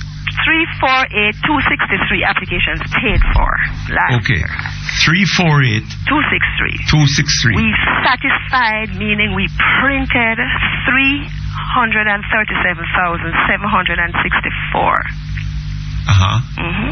Yes. And we delivered 348,735 customers. Yes. Which is more than was satisfied because of the crossover. Those that were printed like the day before may have been delivered the following day of the previous year. So it's not only revenue. And we haven't increased our fees since 2003. So it's not all about money, it's about service, you know. But look here. We aim to satisfy Mutty, you know that. Hold on. What you're claiming is almost 100% satisfaction. It's not almost. It's what? It's like 100%. 97% of the printing. And 100% of delivery. If you... 97, you can use 97%. 97%. But why is it then that we have so many people complaining about not being able to get... I want to deal with the one you got today, which is a good place to start. And because I call particularly because I usually call when I can be of help. Because I know that's what is... I'm being asked to take a break. Will you hold on, please? Sure.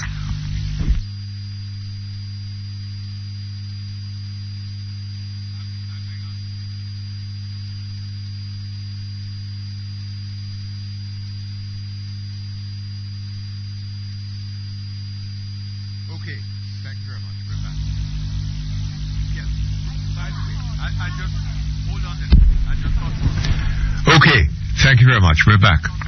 Yes, Mr. Yes. By the way, I just hold on a little bit. I don't want to call and just talk. Hold on. I just got hold of a pen to write those numbers down. That's good. That's good. The what? I said that's good because you're usually going to be objective today. Yes. Right? What were the numbers again? 348,263. 348,263. Applications paid for. Applications paid for. Number of applications satisfied 337.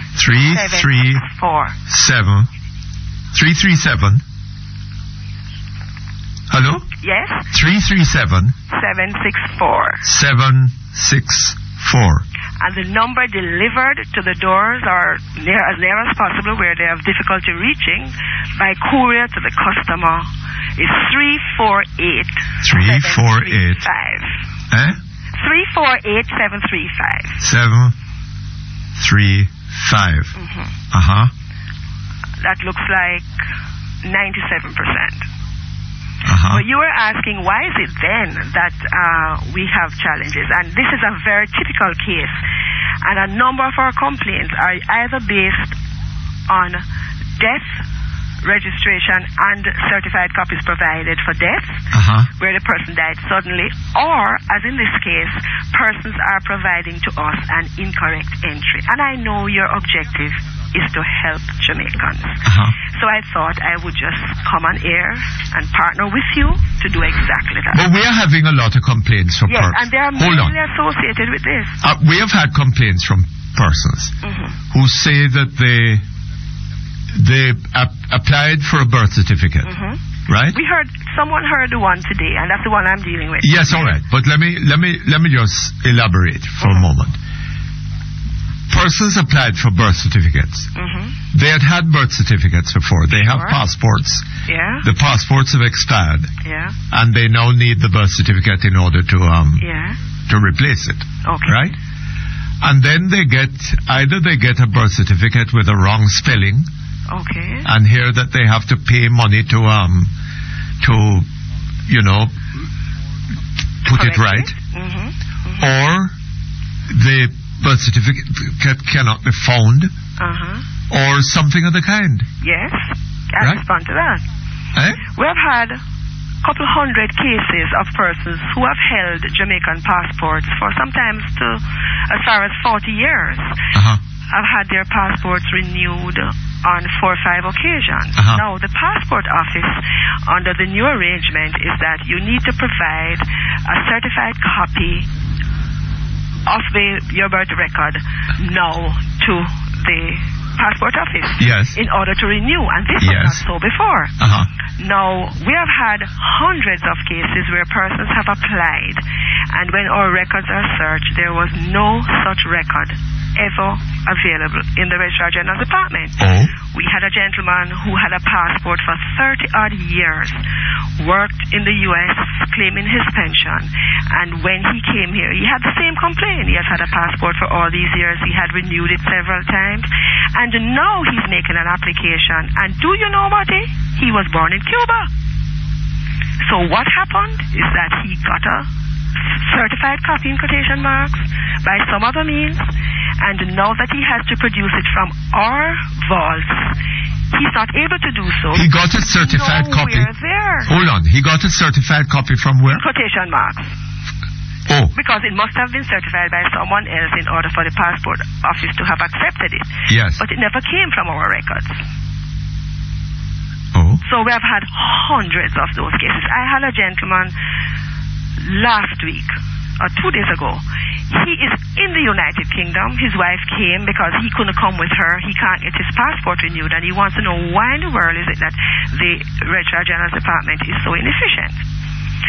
When she got here and I showed her, no, I didn't show it to her, I told her about it, that both records that we have, the record signed by his mother at the time of his registration, has no surname on it. Had no? Yet he has a had no what on it? Copy, no surname. Yet, and his father wasn't married to his mother, so there's no father's name on it, whereby if the father had accepted paternity, then he would automatically take the father's surname.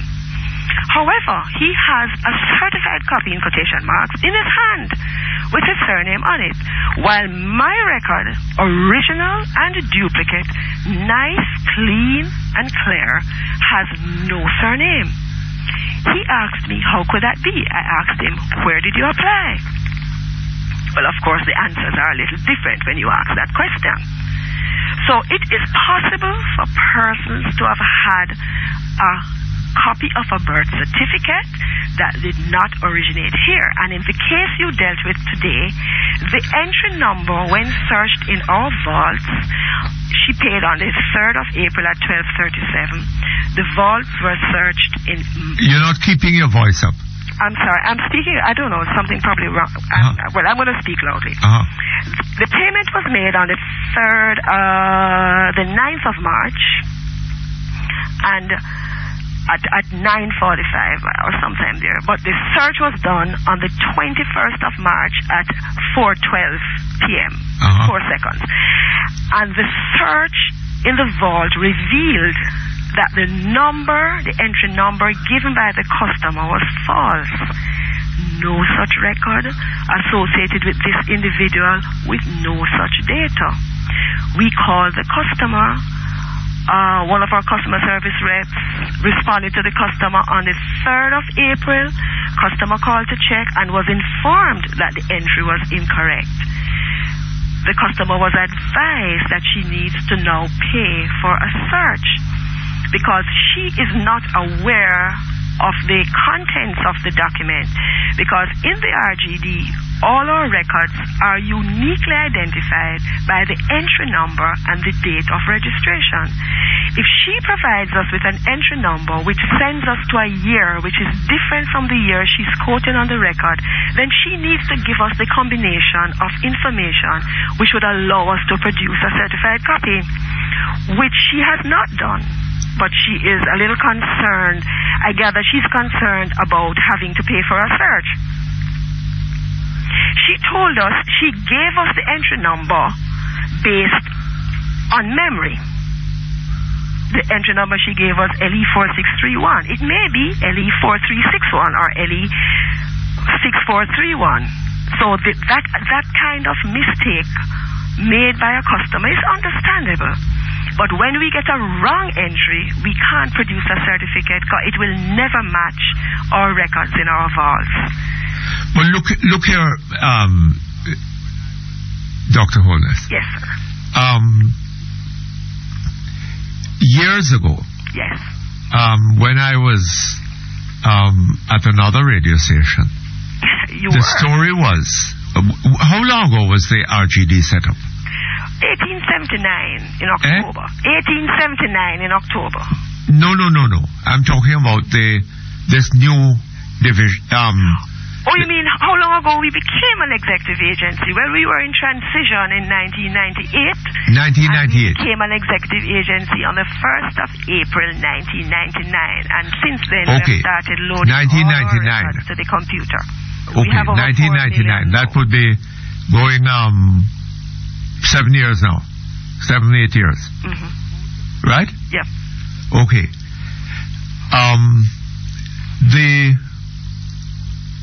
We were told at the time that the whole thing was going to be computerized. Yes, that's Has that been done? The whole thing has not yet been done. 70 million records take a long time to be loaded, even with the highest level of technology.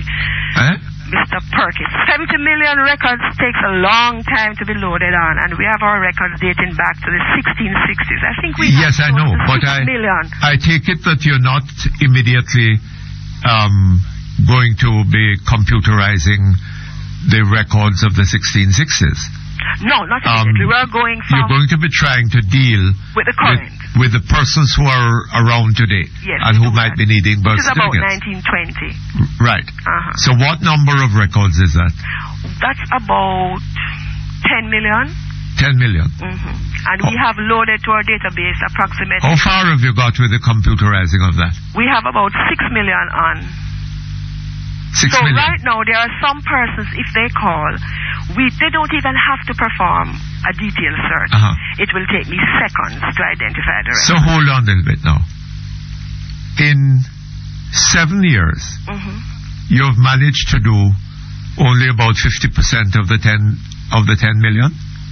In 7 years, we have done approximately 50%. No, we have not just little more than 50%. We have done indices. So we have indices that go as far back as 1920. 1920. Which is the search engine that we not the search engine. The but search. Is that on? Are those on the computer too? Yes, those are electronic. Yes, those are electronic. Yes. So anybody who comes to you now asking for a birth certificate, you just go onto the computer and punch in whatever. No, we will search for the index which will guide us to the record. That's the ones they are speaking of from the 1920, where approximately 70% up to 1998 is already loaded.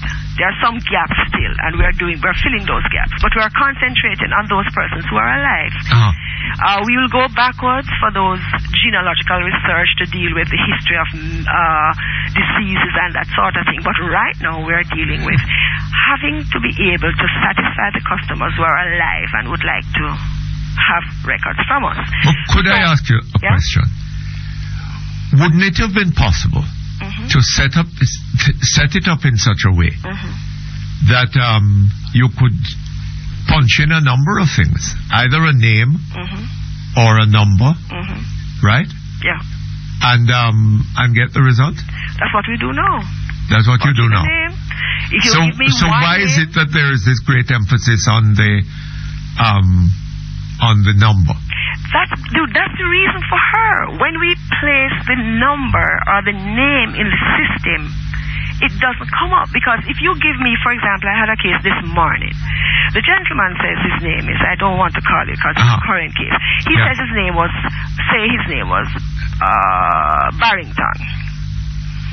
When I looked on his children's record, his name on his children's record was George. Was what? George. I said, how is it you are married as Barrington and all your children's records are George? So if she had come to me, if those children had come, one child came and said, my father's name is George Holness, and I put in George Holness, I would never find that record. Because he is Barrington, but he has a pet name George. So these are the combinations. Hold on a moment for me. Yes? Thank you very much. We're back here with you, Mom. Oh, yes, Mr. Perkins. We were speaking about indices as against records. Now, loaded to the computer already are records which are dating back from today backwards. And you know we are now doing bedside registration. So unlike in the past where we had to wait a year under law for the registration to occur, we at the end of January, come February 1, we had all the registration for January born in hospital. And you know that approximately 97% of all our births occur in hospital. So we will not have this situation going forward because immediately the child is born in hospital and get that registration, not the birth certificate. But the registration is done, she will get a certificate of registry, which she can keep, which will have the entry number. And both parents can share that information until the child needs a certified copy. And in addition, the first copy is given to the mother free of cost. So going forward, we will never have a situation whereby someone walks into our offices and give us an incorrect entry number. Unless, like in this case, she just gave us the number by memory, from her memory. Therefore, she's now required to get a search done, which will mean that we are going to search, say if you're born in Kingston, each Kingston book for the parish of Kingston has 100 pages, and we do approximately 11,000 registrations for Kingston and St. Andrew. So you're talking about for 1 year, we're going to search, say use Kingston, about 9,600. We're going to search 9,600 records for 1 year. And if you were born in 1970s, we're going to search from 1970 to the present. So it's a very exercise to search on behalf of customers who have no information to give us. You know, Mom, we've been hearing charming words from you for years now, you know. Truth. The trouble is that we still are hearing from persons who are saying that they just cannot get through. But I'm dealing with the immediate one you heard today, and I'm telling you what actually happened. And the records are here to show, and she knows because we spoke with her. Because when we hear on your program, or any other program for that, and this same phenomena is affecting our online customers who are giving us pet names and incorrect information, and then eventually they are not satisfied. So it's helping a lot of Jamaicans who are listening to your program. I hope you're streaming live somewhere else. Are you? Am I what? Are you streaming live somewhere else? Yes, indeed. Wonderful. Tell me something. Yeah. There's a young man here who has something to say. Hello? Hi. Hello. Yes, sir. She have me hold to speak to Mrs. Holness. Yes, she's online. Yes, hello. Hello. Speak to Mrs. Holness. Go ahead. Hello, Mrs. Holness. Yes, how you doing? Good afternoon, ma'am. How are you? Not bad. Good. I wanted to speak to you 3 weeks straight, 3 Mondays straight. What happened why I didn't speak? And when I call and they put me onto your office, they say you're not in office. Yeah. I have a situation where they take my information, the receipt number, and my phone, my cellular number, and my house number, and say they will get in contact with the branch at Halfway Tree. What's your receipt number, sir? No, I can tell you what happened first. Tell the receipt number first, so we can talk properly. You know what I mean? Give me the receipt number. I asked for a copy of my daughter, birth certificate, and one copy of myself. Hello? What is your receipt number, sir? My receipt number is what are the receipt number is 5020823886.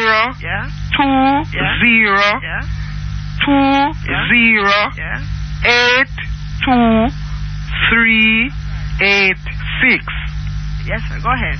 The second one is... Who applied? Hello? Who applied? I applied for it. This looks like a female name, sir. I'm sorry. You probably gave me the wrong digit. I can't hear you so good, This ma'am. looks like a female name, sir. So you probably gave me the wrong digit. Look here, sir. Miss, I am a lady. I am hoarse because I'm in the flu. I'm sorry. I thought I was speaking with a gentleman. And you are from Hopkins? Yes. Okay, and go the ahead. second... No, go ahead with this one first. What was the problem? I applied for a 7-day service and pay for it. Yes. They tell me in 7 days, working days, I would get it. Yes. I did not get them until apply for it the 27th of February. 27th of February. At 3:58, yes. And I did not get it till the 11th. 11th of what? 11th of March. Why was that? Yeah. Why was that? Because it is the time that the gentleman carry it. And I pay for a 7-day service. No, I have on my system, you see, sir, that it was produced much earlier than that. And on the 12th of March, the customer service rep called you at 9:27 and 15 seconds and spoke with you and advised you that the certificates were already dispatched for delivery. Miss, this 7th of March, they say it's a 7-day service. Yes, so if you pay and the 7-day February, it means... The 7-day would be the 8th of March. It means that it was, yes. And the 8th of March, I was at home all day and he did not come with it. Hold on. The 7th of March. It was a 7-day service. It's the 27th of February, I think. 27th of February. Yes. Oh, I see. 8th of March would be 7 working days. Yes, that's correct. And it was produced within 7 working days. And I was at home the whole day and he did not come with it. Did you have your correct telephone number? You don't need to give me, but I'm going to call you on it. If for example, you were not satisfied... I can't hear you now, ma'am. I don't know. There seemed to be something... let me just try. He called me. Can you hear me any better? He called me the 11th of March, one Sunday. Oh, he called you on the 11th? And asked me if I am at home. Yes. I tell him no, but somebody there will receive it from me, and that was the day he carried it. Sunday the 11th of March. You got it late. Hello. If it was no fault of yours that you did not receive our service on time, remember there's a policy that we refund the express portion of the payment. But you have received it though. But I don't receive it the time when I know, but you did receive it. But I pay for. That's okay. We're sorry you didn't receive it on time. So do I supposed to get a refund? If you did not receive it on time and it was a matter that the Registrar General is responsible for, you will receive a refund. Of course it's not my fault. Yes, sir. It's not my fault, ma'am. So are you having a challenge securing your phone? Do I supposed to get a refund of my money? You know. Yes, sir. I supposed to get a refund of my money, $1,000. No, sir, you didn't pay that amount of money for the service. Explain to me and tell me what I'm supposed to get, ma'am. You paid $1,000. Listen, you're dealing with one receipt. Yeah, that's the one. One application, but I was giving you the next one. It's two of them. But we clear this one? You see that you received it. It was done the two of them apply for the same day, and the two of them come the same day. Right. And was there any difficulty with the other one? Miss, as far as my system shows that it was done on time, sent on time. It wasn't done on time. All right, so we will deal with that with the courier. If you are not satisfied on time, it's easy. You will be refunded. That's what our policy says. But I want to know from you, the boss here, now. If I am boss, I just work with the government. No, I would like to know from you. I would like to know from you who is the head of the place. Yes. Am I not entitled to a refund of my money back? No, you're entitled to a refund of the additional $500 that you paid on the application, which was late. Okay, well, it's 1,000 because it's two of them. Well, if the same applies to the other, then that's true. So when I'm going to get that, ma'am, it's going to amount now. No. You need to come in, as the officer told you. When I went there. As the officer told you on the 27th of March, you need to come in at 9:27. You need to bring your receipt and come in. I went there with my receipt and an ID, and the gentleman told me to have no refund. What's that? I said I went there with my receipt and a valid ID, and him tell me him don't have any refund that day. And I've been calling to find out when I can get my money. But that's not a problem, sir. But the cost of all these telephone calls and the travelling to the RGD office will probably turn out to be greater than the value of the refund that he's to get. Because anytime I go back down there, police will take me out, you know.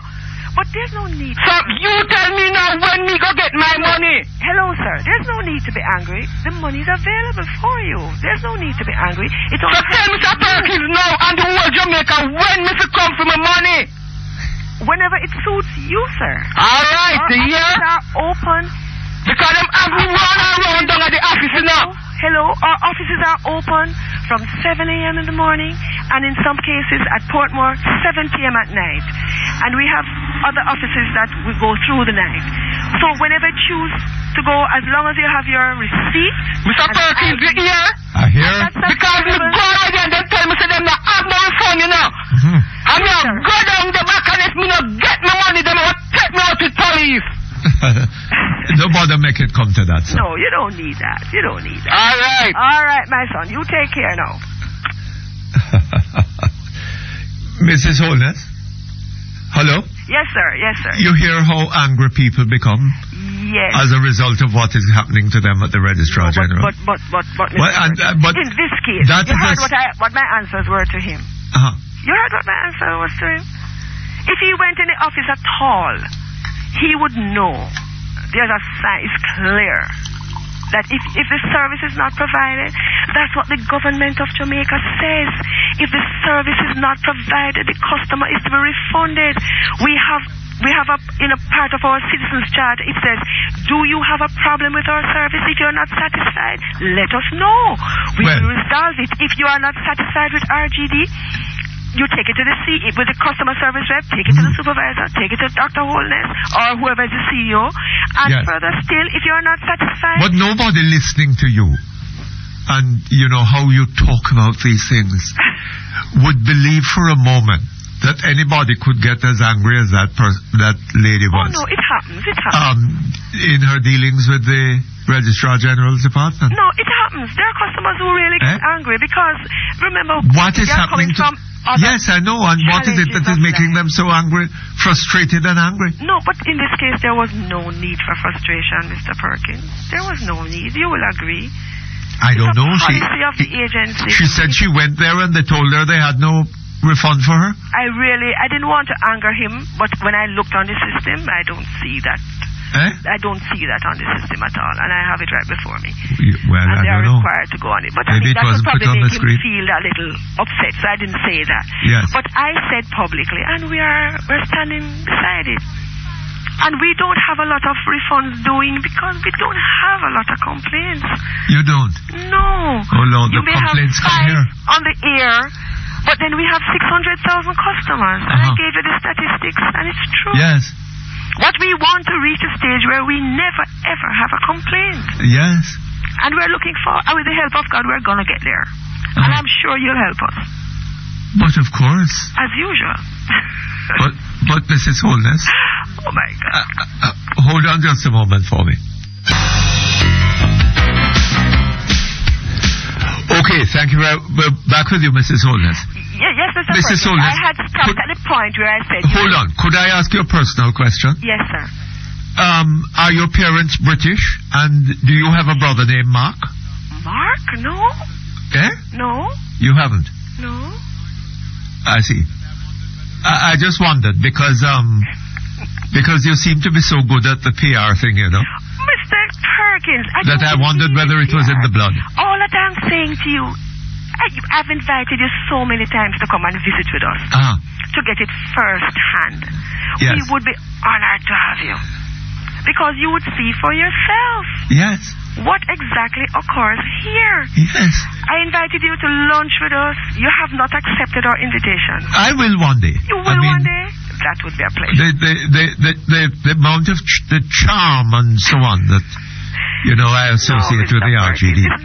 Well, look here. We have another caller who wants to put something to you. Hello? Hello? Yes, good afternoon. Good afternoon. Hello, good afternoon. I'm on air? Mrs. Holness is online. Okay, good afternoon, Mrs. Holness. Good afternoon.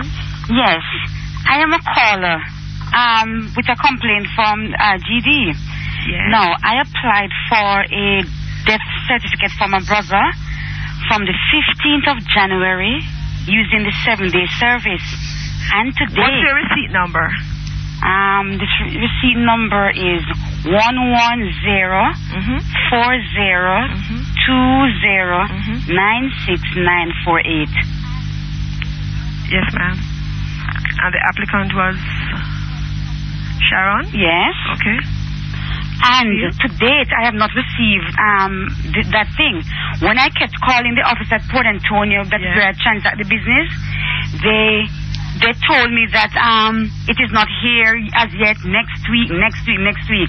Now, I asked for the number to call the head office in Kingston, and when I called, somebody there was telling me that I have to go into Kingston to get... and that's necessary. You see, I don't want to waste your call, so let me tell you what's the problem. The cause of death is missing from the record, which means a certified copy of death cannot be issued to a customer.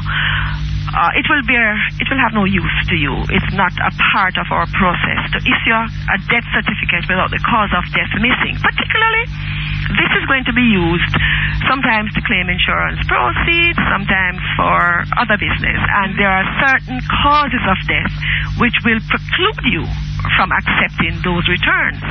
So without a cause of death, it cannot be issued. So what you need to do is to go back to your medical practitioner who gave you the medical certificate of the cause of death and have him complete that so that we can issue the death certificate. I was not told that. I was told I should go to on the 24th of January 2007 at 8:12 and 35 seconds, I have the name of the officer here, but I won't call it.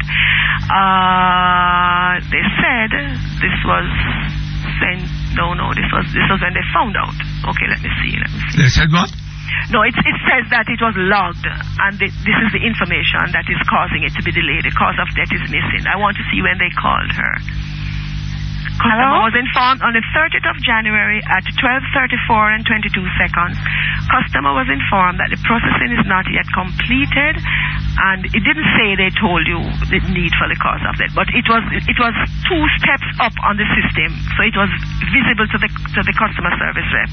So are you suggesting she did not tell you that it needed a cause of death? They told me that, but they did not tell me that I was supposed to go into Kingston. I'm sorry. Or whatever. And that is from the 15th of January. Yes. And I paid for a 7-day service. Yeah, but without the cause of death, remember, it will qualify you but Mrs. to pay the 7 days. I kept calling the office over and over and over, and nobody could have said that to me. No, but she told you it didn't have the cause of death.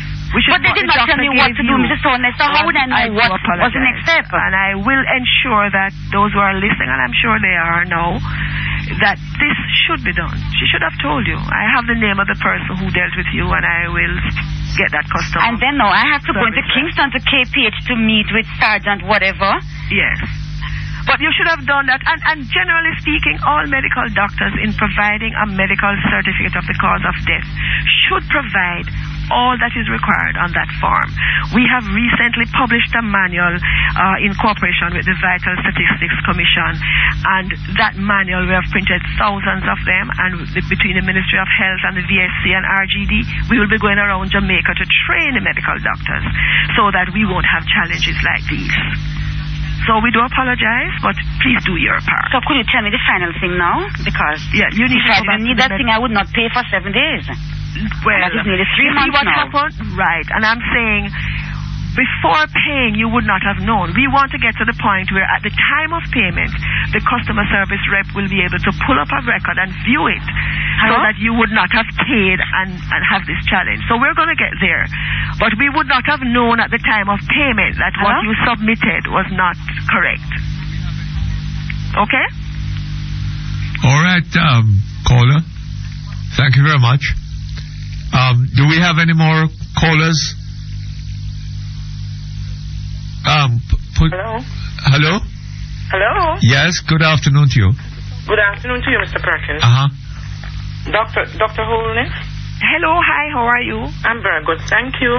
Yes. And how are you? I am just wonderful. Great, good to hear that. Good. You are as well. I have a situation here, okay? Thank you, Mr. Perkins, for Yes, that's all right. opportunity as well. I really appreciate it. Since 2004... 2004? My husband, who was my fiancé at the time, we both came by, he and I, to order some birth certificates. He ordered some for his son, and I ordered some for myself, because he had done his before. What's your receipt number? That was since 2004. That's okay. What's the receipt number? I paid for the 6-week service. What's the receipt number? You don't have it? Pardon? You don't have a receipt number? Sorry, but guess what happened now? I waited for about over 2 months. Didn't get any answer, and when I called... Hello? I waited for about 2 months and didn't get... Do you have a receipt number? Let me just complete what I'm saying. No, but I will help you better if you have a receipt number. Caller, do you have a receipt number? No, I don't have a receipt number right now, but I'm going to tell you what occurred. After waiting for about 2 months, and I called the office, and they told me that they just gave us 6 weeks as a kind of, gauge, but it's not necessarily 6 weeks. I had to leave the island, so I left my receipt with my mother, who is elderly. She seemed to have misplaced it. I left it, and I redirected the office to send it to my mom's address. She seemed to have misplaced it because I came back from America in about 5 months later. It was not delivered. Was it a birth or a death? Birth, okay. It wasn't delivered, and she now seemed to have not, as I said, not known where to put. She put the receipt. So I really don't have a receipt. But when I came back and I tried, I called so often till I just got first. I've been put on to people. I've been without a receipt, forever. It's very difficult to track. I was told. Hear what I was told. Yeah. I was told that there is no record of my being born. At one point, they said they couldn't find the book. They couldn't find the big book that had all of these things. Next thing now, they can't find a trace of me being born. Do you mind saying what year you were born, ma'am? I took my pink slip with me. What year were you born? 58. Well, those are recent records. We have records going back to 1879. It has to be recent. For one reason or another. And they're not kept in big books at all. Well, I was told that book was missing. That volume. Okay, that's possible. And I found that strange because they they had taken off the number from my pink slip, my little baby thing that I got when I was a little baby, whatever. I had it, and I... That's good. Others should listen to you and keep that up. Keep that pink slip. It's good. Yeah. So you had the entry number from that pink slip? Yes, which would have made... It would make it much easier. Of course. Instead, here I am being told I wasn't born. I tell you what, since you have lost... change my name. Okay, tell you what. I have the liberty now to change my name to whatever I wish to change it as. Hello? No, that's not what we're saying. That's what I'm I was saying, told. if you have lost your receipt, could you just send us, we don't want to take your name publicly, but could you give the producer your name? And we can search by name as well. If you are the person who made the application, we will find it and assist you to get back to where you were then and see what was the problem with you and provide that certified copy, because it's difficult for a customer service rep on the line dealing with hundreds of customers for you to say to that person, and if you haven't got sufficient information for her to help, he or she to help you. No, man, they took all, because my husband came that day, right, and we applied the same time. I gave them his numbers, I gave them my pink slip number, I gave them all the information that I had before me. Do you know who applied for it? Them to search and to find that I was not registered. Oh, they did search and you were not registered. Oh, yes, that was it. That was what I got eventually after numerous calls. No, two things you can do. Call all manner of things, hours on the phone, and I was determined that I really wanted to hear what was going on. No, two things you can do. What I'm hearing. Two things you can do. Find out if you have given us your mom's pet name. Or if you have given us your my mother's name, straight name. I don't have time for, goodness. I just give all the information that I know are formal information. The pet name stuff. No, the operative word is you have given us the information that you know. We have had cases where all siblings in the same family and different ones knew their parents, their mother especially, by a different name. So just ask one of your siblings if there was another name by which your mom went. By which one? That your mom used. No, ask them. Don't worry. I've been there for how much 1,000 years? I mean, hello? Oh, yes. You see, we're telling you from our experience. We're persons who have known their parents. I had a woman in my office recently who was complaining how inefficient we are, and because she could not get her mom's marriage certificate, and when I invited her mom to meet with us, and she came back from New York, her mom and herself, her mom described her marriage as her having gone to a particular shop in a particular parish, a particular jewelry store, bought herself a ring, gave it to her husband, who gave it back to her. They had a nice dinner, and that's how she was married. We wouldn't have had that record. The daughter who came back to be with her mouth flew open because she couldn't believe that all these years her mom was not married. I'm sorry. So she was a daughter of many children, and she didn't know that kind of reality, but yeah, I don't think that's all right. We have to take a break. I feel we have to take a break. Thank you both very much. Mrs. Holness.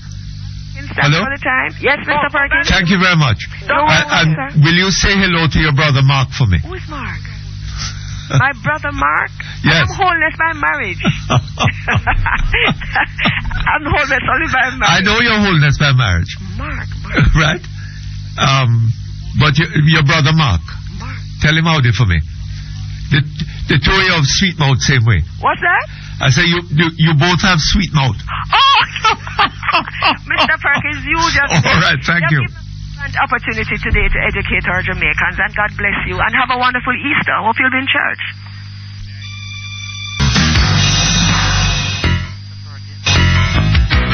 Okay, thank you very much. We're back here online. Hello? Hello? Yes, good afternoon. Good afternoon, Mr. Perkins.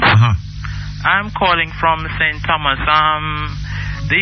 The news headline in the Gleaner, Thursday, April 5, 2007. Yes. Goodyear factory sale in question. I am in support of the development of St. Thomas, and as a parish, we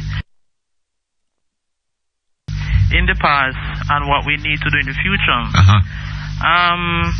Mr. Foster, in his statement, saying that he would pledge his life to fight with every ounce of his body to Mr. Robertson doesn't retain his seat.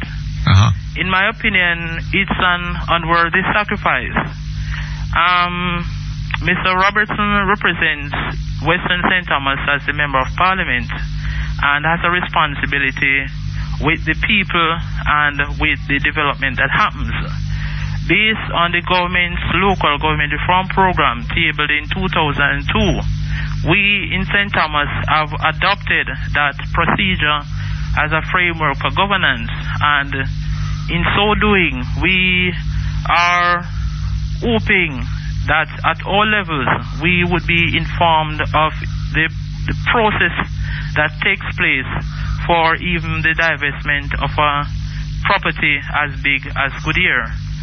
Last Thursday on Your Issues Live, the question was asked not only by Mr. Robertson or colleagues of Mr. Robertson, but by members of the audience, what is the position of the Goodyear factory? The PDC chairman at that time was not informed. And it is an insult to us in St. Thomas for the work that we are doing and we are told to do, that good governance will occur when all stakeholders are involved. And if something happens and a party or somebody claims that they does not know about it, I believe that due diligence should be made in telling the people what they need to know, because we do not want to hear after they have sold off Goodyear, because we are told that St. Thomas people are ignorant and backward. That is contrary to what I know St. Thomas is. We do not hope to demonstrate after. We have set up to be proactive, and as a matter, of course, we have embarked on these issues at the community level and at the parish level. So this caption does not only reflect what the Member of Parliament is saying, but what the people of St. Thomas are saying. And that statement from Mr. Foster, I am surprised, and it's a statement, in my opinion, of war. And while he considers, being a philanthropy, we have to be responsible about our statements, because from what he says, we have to be careful of how we put ourselves in society. Mr. Robertson will continue to represent the people of St. Thomas in the way that he has been doing, in reflecting the development, the views of the people as it regards all areas of our development. And I do believe that people must respect that, regardless of which side of the fence he is on. So, we just want persons who are thinking about coming into St. Thomas, taking advantage of the resources, and by saying they are going to issue this. There is a process in St. Thomas. There is the mayor involved, the custos involved, the PDC chairman, which involves all communities, all the stakeholders, and we the people who would be beneficiaries of these products need to make sure that they are tailored for our purposes. But are you saying that you're objecting to the property being sold to Mr. Foster? I am not objecting to the property being sold to Mr. Foster. However, I am objecting to the process of which things are happening based on how we understand, because the property is there and a number of persons, were asked over time to put proposals forward at the community level and to see as a people what is the best use. We look at, for example, the extension of Morant Bay as a town, because Morant Bay, is filled to capacity in terms of, the land space and all of that. And while we're looking at future development, we look at possible areas. So all these things must be tabled to reflect the whole move of the divestment of these lands, because these land space within that area is limited. So it's not an objection to a good plan, because whatever is good, we all want to be a part of it, because we know we will benefit. But we have to look at the long-term development as well as the short-term goals, and make sure that it is towards the view and the objective of all the stakeholders. So it's not an opposition to Mr. Foster, nor to what he is doing, but there is a process which, where we are at the level, we should be informed. Not when the signing takes place, then we hear that the Goodyear property is being sold. It happened some years ago, and we heard what would have happened, and now we see what has happened. we do not want to keep falling into a predicament, because it is a worthy asset in the parish. And, we just have to be careful. But an asset that is sitting down there doing nothing? It is not. It is doing nothing because of the stance that the government takes. And as I'm saying, it is in St. Thomas. It is for the development of St. Thomas and its environs. Mm-hmm. And we, at the level of community where the local government reform process is taking shape, needs to be involved, so that and the question it was referred to that Mr. Roberts is saying is not just what Mr. Roberts is saying, it's what the people of St. Thomas. But you know what Mr. Foster has in mind using it for? I have been to a number of functions, and he has proposed what a number for the purpose are proposing in terms of training for young people and call center employment. We have heard a number of these ideas, but the realistic, how will it trickle down to the development of the parish? Who will be the investors? Who will have the control of what is when this is not going right? Because too often we hear good ideas being echoed in different places, and they does not last to the end of the time, because we realize that well, let me ask you something. This call center business, we have tried that. We have trained youngsters. We have had call centers set up, and they're rapidly disappearing, if not totally disappeared. Right. So what is he going back into that for? These are some of the questions that we are raised, because these were issues, as the minister said, this is a good idea and it could work for us. It does not work in other places, and the government has spent some 300 million, to my understanding, into making this what it should have been. Now we have to get more proactive into these things. We realize that there are a number of other developments that can be looked at, processing and other type of sustainable development for the parish. Yeah. We want to know how will it benefit us substantially in a good way, not just as a propaganda project and it started and then at the end of the day the gate is shut and it's only a few persons will have access to it. We do not want that. That is not development for us. And we are careful that what happens in the past do not happen again. So it is not a propaganda statement, and I'm not pleased, as I'm saying, I'm not pleased with what Mr. Foster is saying, and he needs to address his statement, because we here we do not have the worst crime rate in St. Thomas, and if he continues to embark on statements like these, it's a statement for war, because when a philanthropist comes into an era, he gets the attention of... What is Mr. Foster is a philanthropist? That's what it says. What is his particular field of philanthropy? The Upliftment Jamaica is a group that was set up in the White Horses area. And with all good intention, it has impacted well on the community of White Horses and its surroundings. What does it do there? IT, information technology training presently, with art going on there. Oh, I see. And he's, helps in some sports activity and stuff like that. We appreciate that. We want him to continue in that regard. We want him to continue to look at what he as well as others can do, because we here are doing for ourselves. It is not something that we are wanting to hear that somebody has 10 billion and come to St. Thomas and you'll get a good hug and a handshake. It is more than that. We want sustainability. We want things that impact the larger society. And it is what we are talking about. And Mr. Foster needs to understand that the development has grown of age. Gone are the days when you, with even that attitude, would have run and met with a minister and to tell the minister what you want, and they say, well, okay, it's a good idea. The community meets at several meetings, a number of days per week sometimes, and to iron out their issues. And Mr. Fenton Ferguson, on the other side, who was saying that a development plan is being put forward. All of what he is doing must reflect in the entire development of the parish. So we understand that we are moving forward. All right. All the best, sir. Thank you very much. All the best to you too. We take a break. We come back shortly. Okay, thank you very much. We're back online. Hello? Hi, Mr. Perkins. Hello. That sounds like Dr. Gomes. Yes, Mr. Perkins, it's me again. How are you doing? But, Mr. Perkins, I don't know how I am right now. I'm in despair, quite frankly. Why? Because I just don't know what our justice system is going to. I just don't.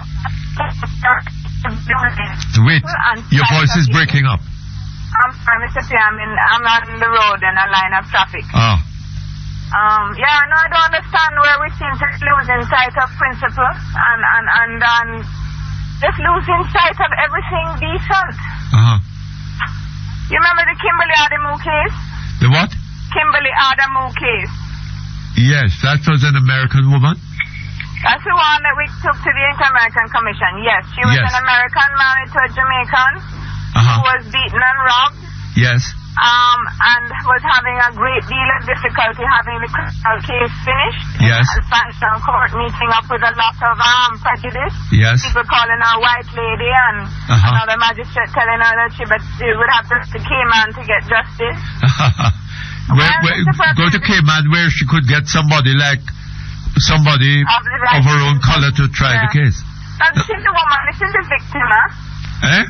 This is victim in the case. Yes. This is victim. She's already won a civil prosecution. She's already won a civil case for damages. This is a criminal case where she is trying to get some justice. Yes. Right? Well, the new developments have me sick to my stomach, Mr. Perkins. Have me sick to my stomach. We have Mr. Thompson online. Can I tell you what happened today? Yes. Hold on for me. Hello? Hello? Mr. Thompson? Yes, I'm not hearing you very well, sir. I beg your pardon? Hello? Yes, I'm hearing you now. You're hearing me now? Yes. Okay. And I'm hearing you too. What happened today, Mr. Thompson? Well, the matter was set for trial today, much to my amazement, because on the previous occasion, I advised the court that my client was off the island. The matter had been set for mention. I was surprised to hear that she said she wanted to start the matter. I reminded her that the matter is only set for mention, and that unfortunately my client was off the island. No, exactly what matter is this? What is the case? It's an assault matter. She was assaulted allegedly by her business partner some 3.5 years ago, perhaps even more. Yes. And for a variety of reasons, the matter has not been tried. Actually, we started ventilating the issues sometime last year, and she was actually giving evidence in chief. And in fact, she had finished giving evidence in chief, and the cross-examination had commenced by the attorney for Baxter, who is the accused man. Whereupon, at some point, a sharp exchange developed between the magistrate and the witness, the complainant. The complainant, who is my client, felt that she was not getting a fair hearing. She felt that the magistrate was biased, and she felt most uncomfortable. I pointed this out to the magistrate, and the magistrate said that if she did not continue the case, she should put it in writing. The matter was adjourned. My client put her complaint in writing. I handed it over to the judge. The judge read it and reluctantly agreed to recuse herself from the case after a most unpleasant exchange between herself and my client. So the matter was set for the DPP to enter a nolle prosequent. The DPP decided that it was doing no such thing, and the matter was set sometime for mention. And as I said earlier, I discovered that she was talking about trying the case, and I had to remind her that the case was set for mention. Yes. I told her that my client was not here, she was in Europe. I then told her that I would try to see if I could make contact with her. She set it for Thursday today. I was not able to make contact with my client. I finally reached her by email yesterday, and she said it was impossible. She was traveling in Europe. She asked me to set a new date, and I magistrate accordingly. She said she didn't care. She was going to start the case. I reminded her of the numerous occasions on which we were ready, and the case could not start because of the absence of the magistrate herself or the absence of counsel for the defense. There might have been 1 or 2 times when I was unavailable, but the vast majority of times it was due to the absence of the magistrate or counsel for the defense. I said that she could indulge us on this occasion because we are always there, ready, willing to proceed. She said she didn't care about that. She was going to proceed with the matter. Whereupon I took my things out and said I would not be participating in this travesty of justice, and I left. Because, firstly, how can she continue in which the woman is still giving, she's the witness box cross-examined? Yes. You know, this is absurd. And secondly, she recused herself from the matter. How can she now suddenly decide that she's going to try it? She did, in fact, recuse herself from the matter. Eh? It's ridiculous. I don't know where to go from here, Mr. Perkins. Mr. Thompson? Hello? Hello?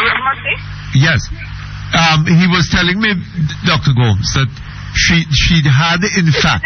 This is the same magistrate who had recused herself on a previous occasion. Yes. And in the interim had written a letter, obviously in response to a query to the government, from the government, which was submitted to the Inter-American Commission, in which she made some very strong statements suggesting that Miss Adamu was crazy, that she was lying, and that she was, it was a very, very scurrilous letter.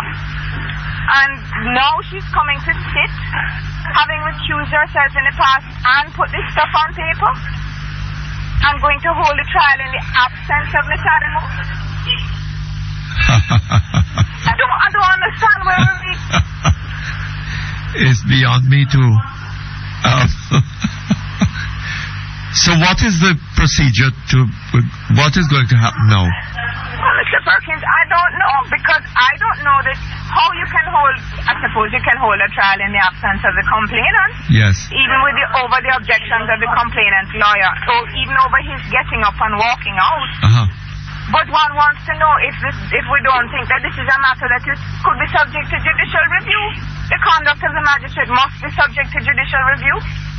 So what are we going to do? Hold this trial where the only people there are the defendants, where the magistrate has previously recused herself. Yes. And what faith can we have in any justice that comes out of there? Well, Mr. Thompson? Yes. Mr. Thompson? Yes, hello, I'm not hearing you very well. Yes, I don't know why. Is something wrong in the connections?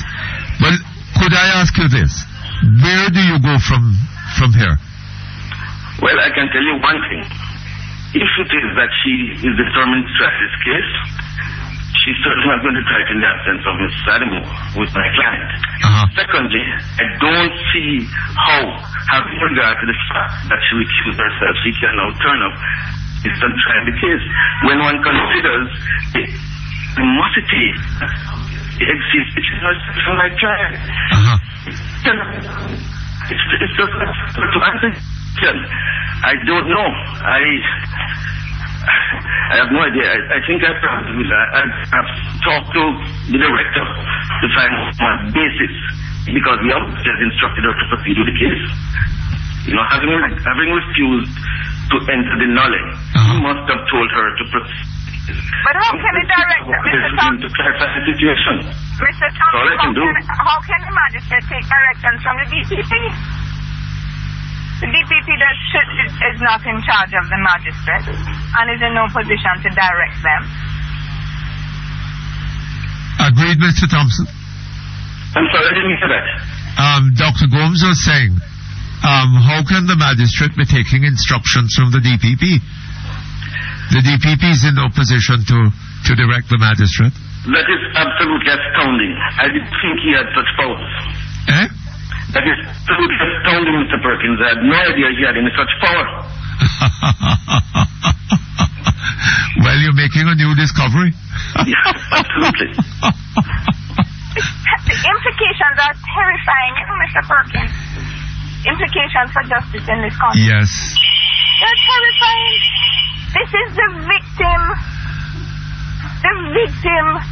whose rights are being abused. And I don't know why I'm surprised, because I mean, perhaps this level of stuff, I just haven't met it before. But I've met the absolute disdain for the victims, and disdain for justice, and for providing timely justice for all, fairness, equity. Well, what is it that is causing this?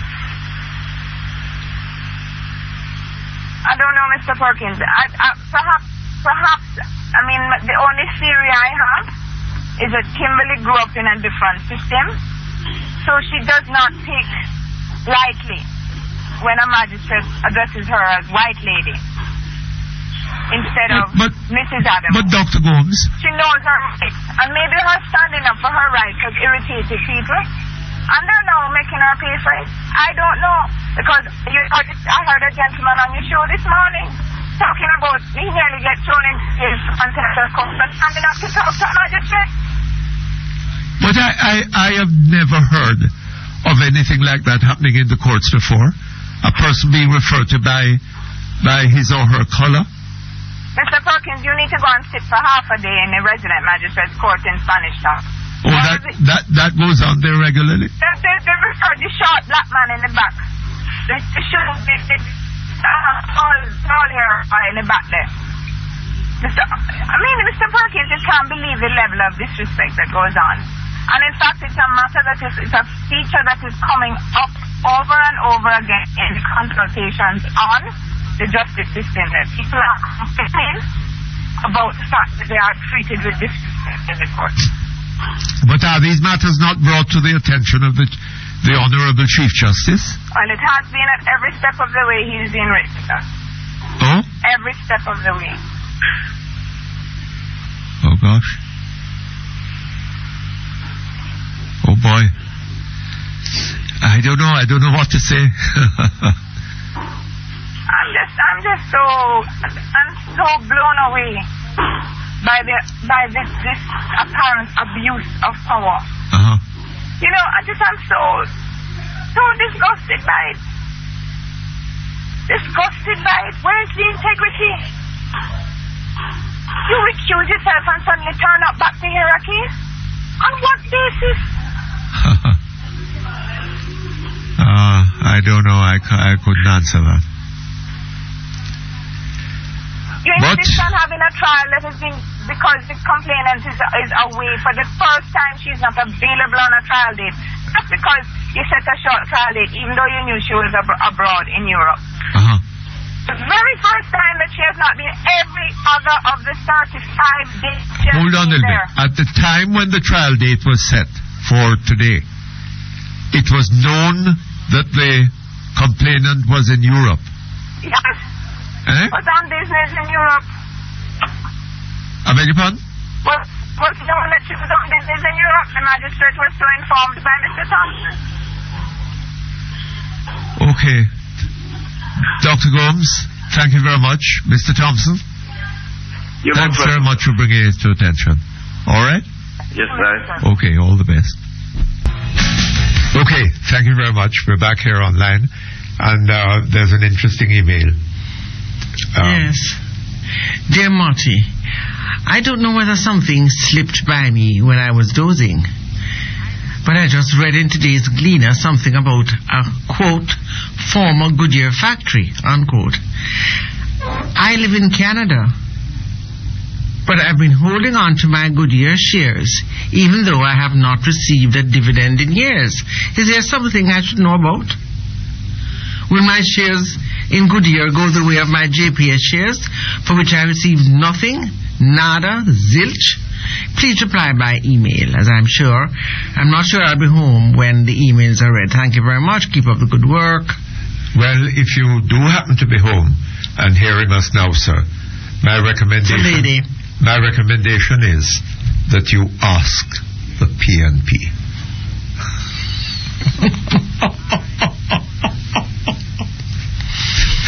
Okay. Dear Mr. Perkins. Yes. I was born and raised in an area of Maypen called Glenmore. Uh-huh. It's a residential area. And the location of a famous Recently, the RGD has placed one of their offices right along this road.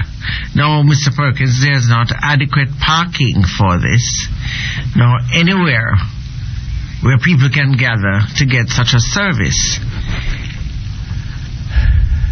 I do not believe that our protest to the RGD has got any attention. What can you do to help us? Well, I don't know. I don't know what is his perspective on the matter. Is it that he's a potential RGD customer? No, he's upset that a user of the road. He lives there. Depreciation of property. He lives there, and it's a residential area. And RGD has come and put one of its offices there in this residential district area road along this road. Yes, and of course, Well, I should think that the first thing is a certain amount of crowding and I should think that the first thing is to have a word with the parish council about it. They must have given permission for the RGD to open a factory in this residential area. It's not a factory. A business place in this residential area. That doesn't sound reasonable. If not, I don't know. Mr. Perkins, I heard you say something this morning which I believe you should repeat over and over again. It was a bit of advice which you gave to the Jamaica Labour Party, should they become the next government, that they should go into certain matters involving the PNP when it comes to contracts and consultations and matters like the divestment of property, and see where some of these were done on preferential basis and do something about it. Matters should be sent to the DPP where necessary, and the necessary prosecution carried out. Mr. Perkins, I don't believe that you can emphasize this too much. For too long have we put up with this sort of thing, and it is so blatant and obvious that I think that it would only help the JLP if they should go such a route. Well, I tell you something. Sister P said that she had a commitment to the Jamaican people to get rid of corruption, and I should have thought that that if she was serious about that, that would have been one of the routes to go, to examine these issues and just make sure that wherever the law was being breached and corrupted so, that the appropriate punishment would follow. But she seems to have forgotten about that commitment. Hello, Mutty.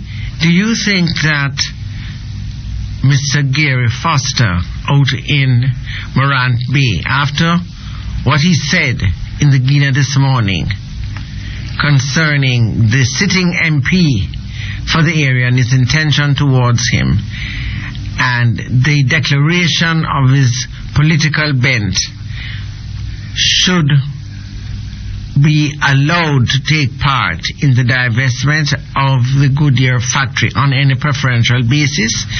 Shouldn't all the tenders be made public with the amounts, etc., so that everything is transparent and upfront? Yes.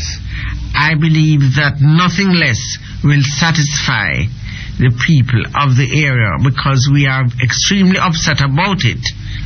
We have been hearing rumors, but this is the first time it is coming out in the open, and we are upset about it.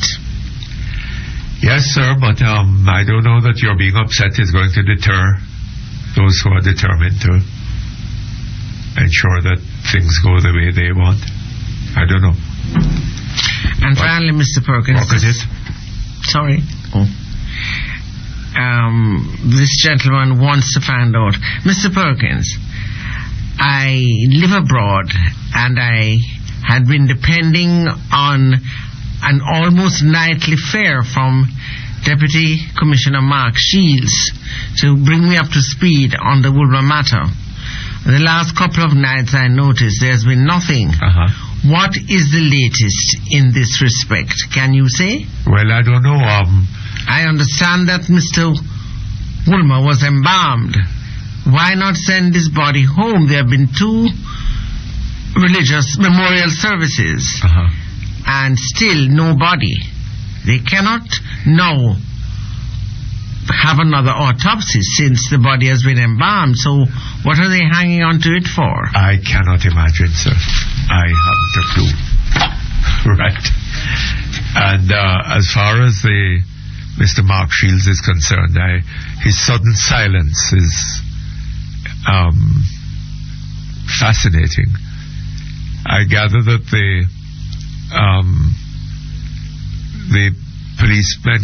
officers coming in from Scotland Yard have suggested that to the local police, which means Mr. Mark Shields, that they shut their mouths and not say any more about this matter. I don't know. Okay, let's go on. Hello? Hello? Hello, yes, good afternoon. Good afternoon, sir. First time caller. Happy to have you. Yeah, ardent listener. Good work you're doing. Would you speak up, though? Yeah, I'm saying first time caller. Yes. Yeah. Nice having you. I just want to put a little input on the RJD thing here. Yes. I applied to them over an online service on the 14th. 7-day process. They have a web page that you can check the status. I check it on the 27th and they show me where they received the application, they received the payment, the record was located, and certificate processing. Today I check again and it's the same thing. It's now 16 days. So there's a comment feedback thing and I wrote back to them, it's now 16 days, what's up with that? I check back and they're showing me on the page now only 2 things. They're only saying that they received the application and they received the payment. So all of a sudden they found the record and they were processing up to the 27th. But since I wrote back to them today that it's now 16 days, all of a sudden they are only showing me that they have received the payment and application received. But what I do, I print that page that I saw with the 4 tick and I have it in front of me here now. Right? Application received, payment received, record located, certificate processing. I print it. And they can't tell you when they will finish processing? No. But the thing is, I check again today and I see the same 4 tick on the box. When I write to them and ask them what's happening, it's now 16 days. 5 minutes time I check back and they're now saying that all they're saying now is that they received the application and they received the payment. You sound a little agitated, sir. If you called a little earlier on, you see, and when Mrs. Holness was on, Dr. Holness, I wish I could get to speak when she was on. Oh Lord, she would have so charmed you. I heard her. Yeah, she's lovely. Isn't she wonderful? Yeah, she is. She is. But you know, I mean, the only thing around to compare with her is her brother Mark. Oh, she's amazing. Don't you think her brother Mark is also charming? Very. Very good? Very. Very. If they would give the service as she's good at sounding on the radio, I mean, we wouldn't have any problem. Oh boy, that would be the most wonderful RGD in the world. Yes. Yes. Yes. Anyway, Mr. Perkins. Okay, sir. Thank you very much. All right. Let's hear what happens. Hello. Hello. Hello. Yes, good afternoon. Mr. Perkins, good afternoon. I've been trying to get it from Mistress Holness was on. Yes. I'm disappointed that, many times over again, people have called and complained about having to pay a second time for a mistake made by the RGD in wrong spelling of the names. And I didn't hear you take that up with Mrs. Holness at all. Well, sir, the issue there would be whether the wrong spelling was done in the original registration or done, I don't know. No, but people have been submitting. But look, sir, there are quite a lot of things. There are quite a lot of other things that could be taken up with it, Mrs. Holness. But people submit time was a problem. People submit their original certificate. Yes. with what they consider to be the correct spelling. Yes. And when they get the new thing, the spelling is different. Yes. And then they're asked to pay over again for the correction. Is that right? And I don't know how you missed that out. You know, you should have taken that up with her. All right, sir. Thank you very much. Real good here. Is this another sellout KLAS style? Another what? A sellout. Another sellout KLAS style. A KLAS sellout.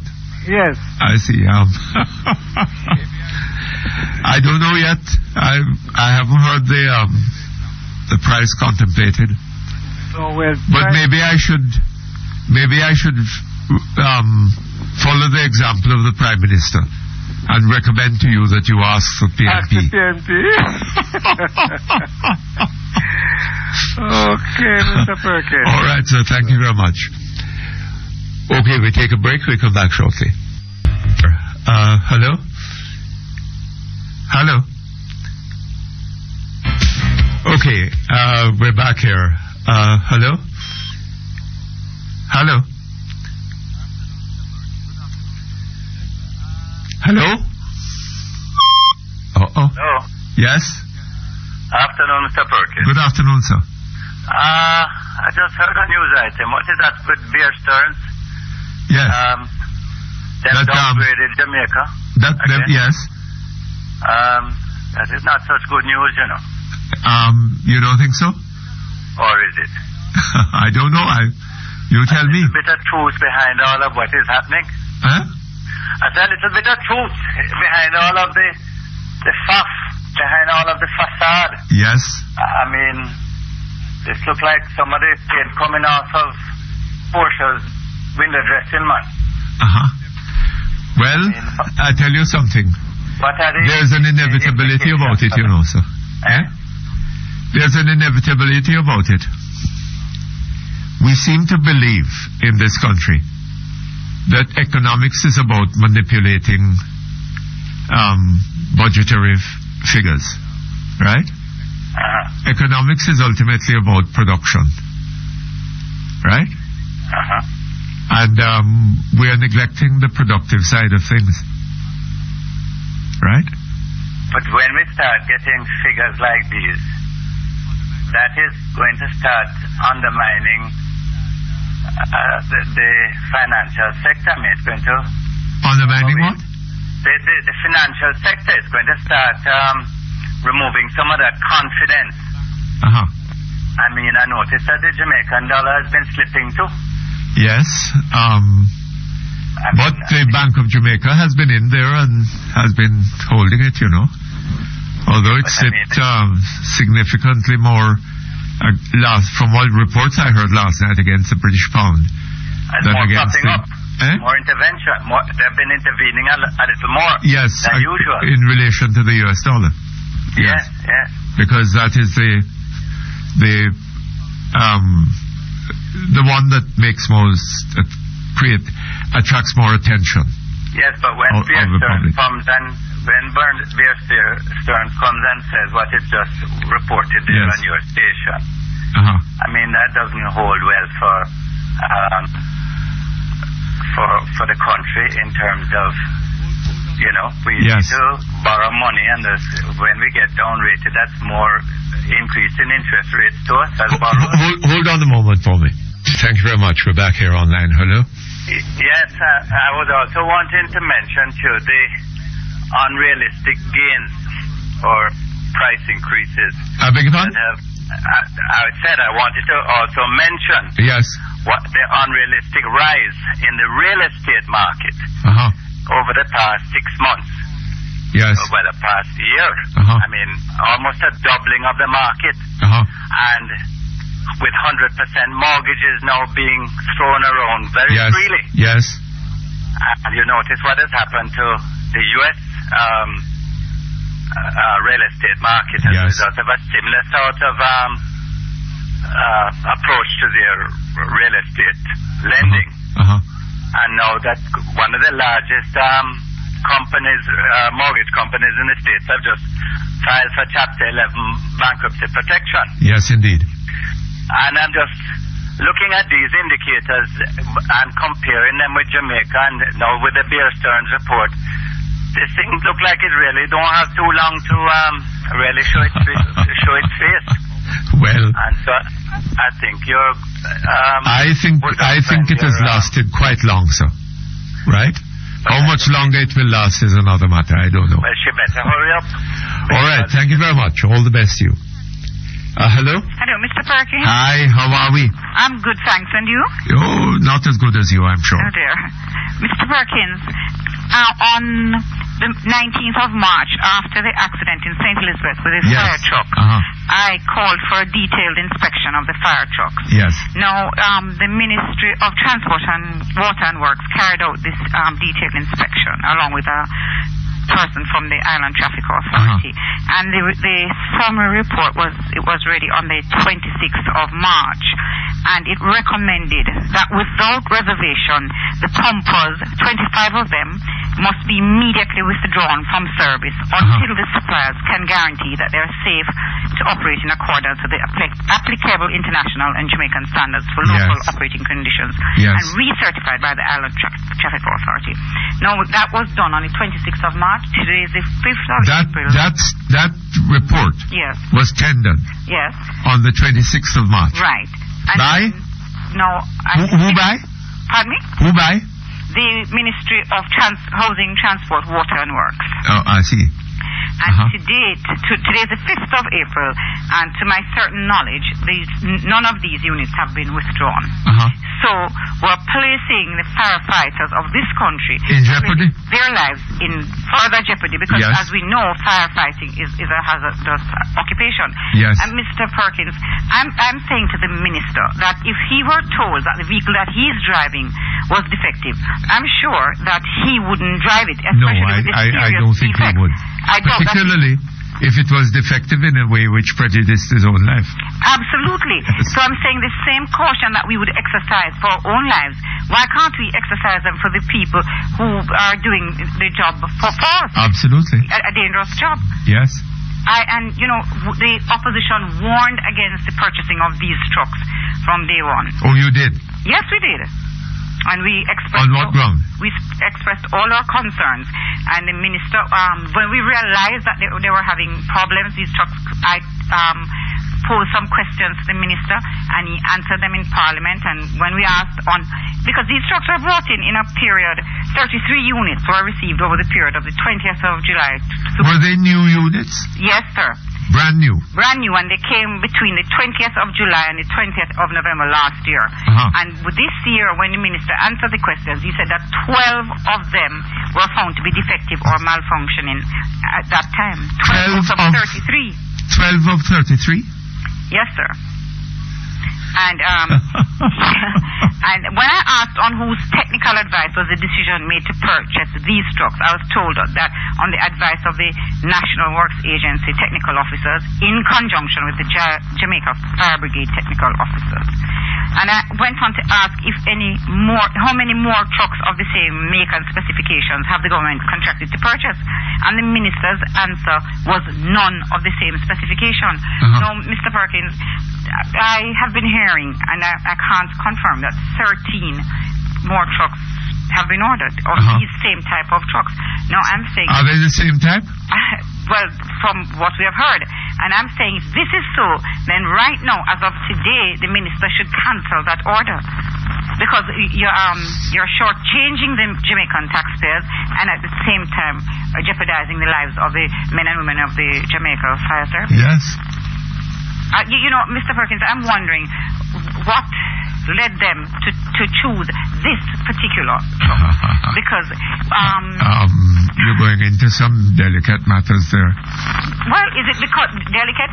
Because maybe the agents are genetically connected? I don't know. And I would hate to believe that is the only, requirement for ordering units such as these, emergency units such as these. On what basis was furniture ordered for the hotel at White House? Genetic connections. That seems to be the only requirement that the government has. And I mean, when you see the report and the types of defects that these, they're serious defects. Yes. And I gather that there was an alternative source. Yes, sir. In France. Yes, the French, they had an offer from, yes. Which they ignored. Which they totally ignored and turned down. And I don't know why. You know, I really don't know why. And I believe that they ought to come, the minister ought to come to the country. Minister, in all fairness, Minister Peart was not the minister at the time that these trucks were purchased. Yes. But I believe that now that he has the responsibility, he ought to come. He should do the necessary research and, you know, come to the Jamaican public and explain to them why this purchase was made in the first place. Well, you know, Minister Peart doesn't remember when he became a minister, first became a minister. He might have difficulty remembering why those units were purchased. Right, but he was a member of the cabinet, and it must have been a cabinet decision to purchase these units at the time. Yes, but to be in on a cabinet decision and to remember what was decided. There's two quite different things for Minister Peart, apparently. I know that, but I'm sure that he has the research staff available who can do the necessary research and give him the answers. Yes. Because I believe we owe it to the firefighters and to the Jamaican public. The people of Jamaica who are paying for this. Exactly. They've been shafted again, because how can you, in all fairness, say that you're purchasing? You know, these units were to stop the crisis that we had in the fire service at the time, you know. Yes. That's what they were brought in for. Yes. And now, if they are recommending that these 25 of these new units be immediately withdrawn, Mr. Perkins, do you realize the position that the Jamaican public is in? Yes. Well, it's not only firefighters who are going to be traveling in those units. No. That are in danger. No. Anybody using the road. Anybody using the road. Okay, because if the chassis is going to separate from the body is going to separate from the chassis, everybody is in danger. Yes. Everybody is in danger, and if you are going to withdraw 25 of these units now. And fire brigade units don't crawl along the road. No, exactly. Okay. Exactly. And I'm wondering if these units were imported from America, and I'm wondering if these units would have passed the test to operate as fire units in it. Well, the question is, were they properly tested?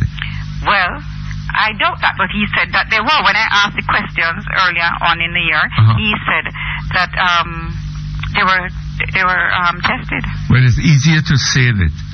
To say it is one thing, to do it is another. Exactly. Yes. And, you know, we questioned the role of the Island Traffic Authority in the inspection. Because I believe that there is official certifying bodies for roadworthiness of any vehicle in Jamaica. And I believe that if they were on board from day one, maybe they would have picked up these defects. Because they're trained to do that. I don't know. Something has to happen, but whether anything will... Well, something should happen. Something should happen. But whether anything will is another matter. But, Mr. Perkins, if you're, entrusted with the safety... you're entrusted with not just the safety of the lives of the firefighters, but the Jamaican public. Safety of the lives of the Jamaican public, Mom. Exactly. Right? And the efficiency of the fire unit. Right. This is reckless and careless. And for you to receive this report on the 26th, it was tendered on the 26th of March, and today is the 5th of April. And I'm sure that some of the fire stations in the country, in the rural areas, maybe they're not even aware that this decision, that this recommendation was made. Well, if the minister can't tell you anything about it, perhaps you should ask the Prime Minister, except that maybe she'll tell you to ask the PNP. No, I doubt that she would do that, Mr. Perkins. As a matter of fact, she was the minister of local government at the time that these trucks were purchased. Oh, is that so? Yes, sir. Yep. Well, all the more reason for telling you that. Well, I don't know. We just, we have to put this, we have to raise the bar, and we have to take the politics out of this. This is something, these are emergency units. And all Jamaica depends on these firefighters when you have a fire or an emergency. And I can tell you that when you have an emergency or a disaster, Mr. Perkins, they are one of the best response. You get the best response from them as a government agency. Yes. They're there to pump water out of houses. They're there to rescue people. They wash the silt off of the roads. They are there, and they're dedicated and committed. And I believe they should be given the necessary resources to work with. But we wait and see, what will happen. Well, let's hope. Well, we have to live in hope. And we depend upon the opposition to keep us informed. Yes, well, we will do that. Mrs. Robinson. Yes, Mr. Perkins. Miss Fakuri. Yes. Thank you very much. Thank you, too. All the best to you. Thanks. And have a wonderful weekend. You too. Okay, thank you. Okay, do we have a space for another call? Hello? That's it? Okay, well, that brings us to the end of Perkins Online for today and for the week. We look forward to being back with you on Tuesday morning. In the meantime, may I wish you all a very pleasant Easter weekend. Okay? So long.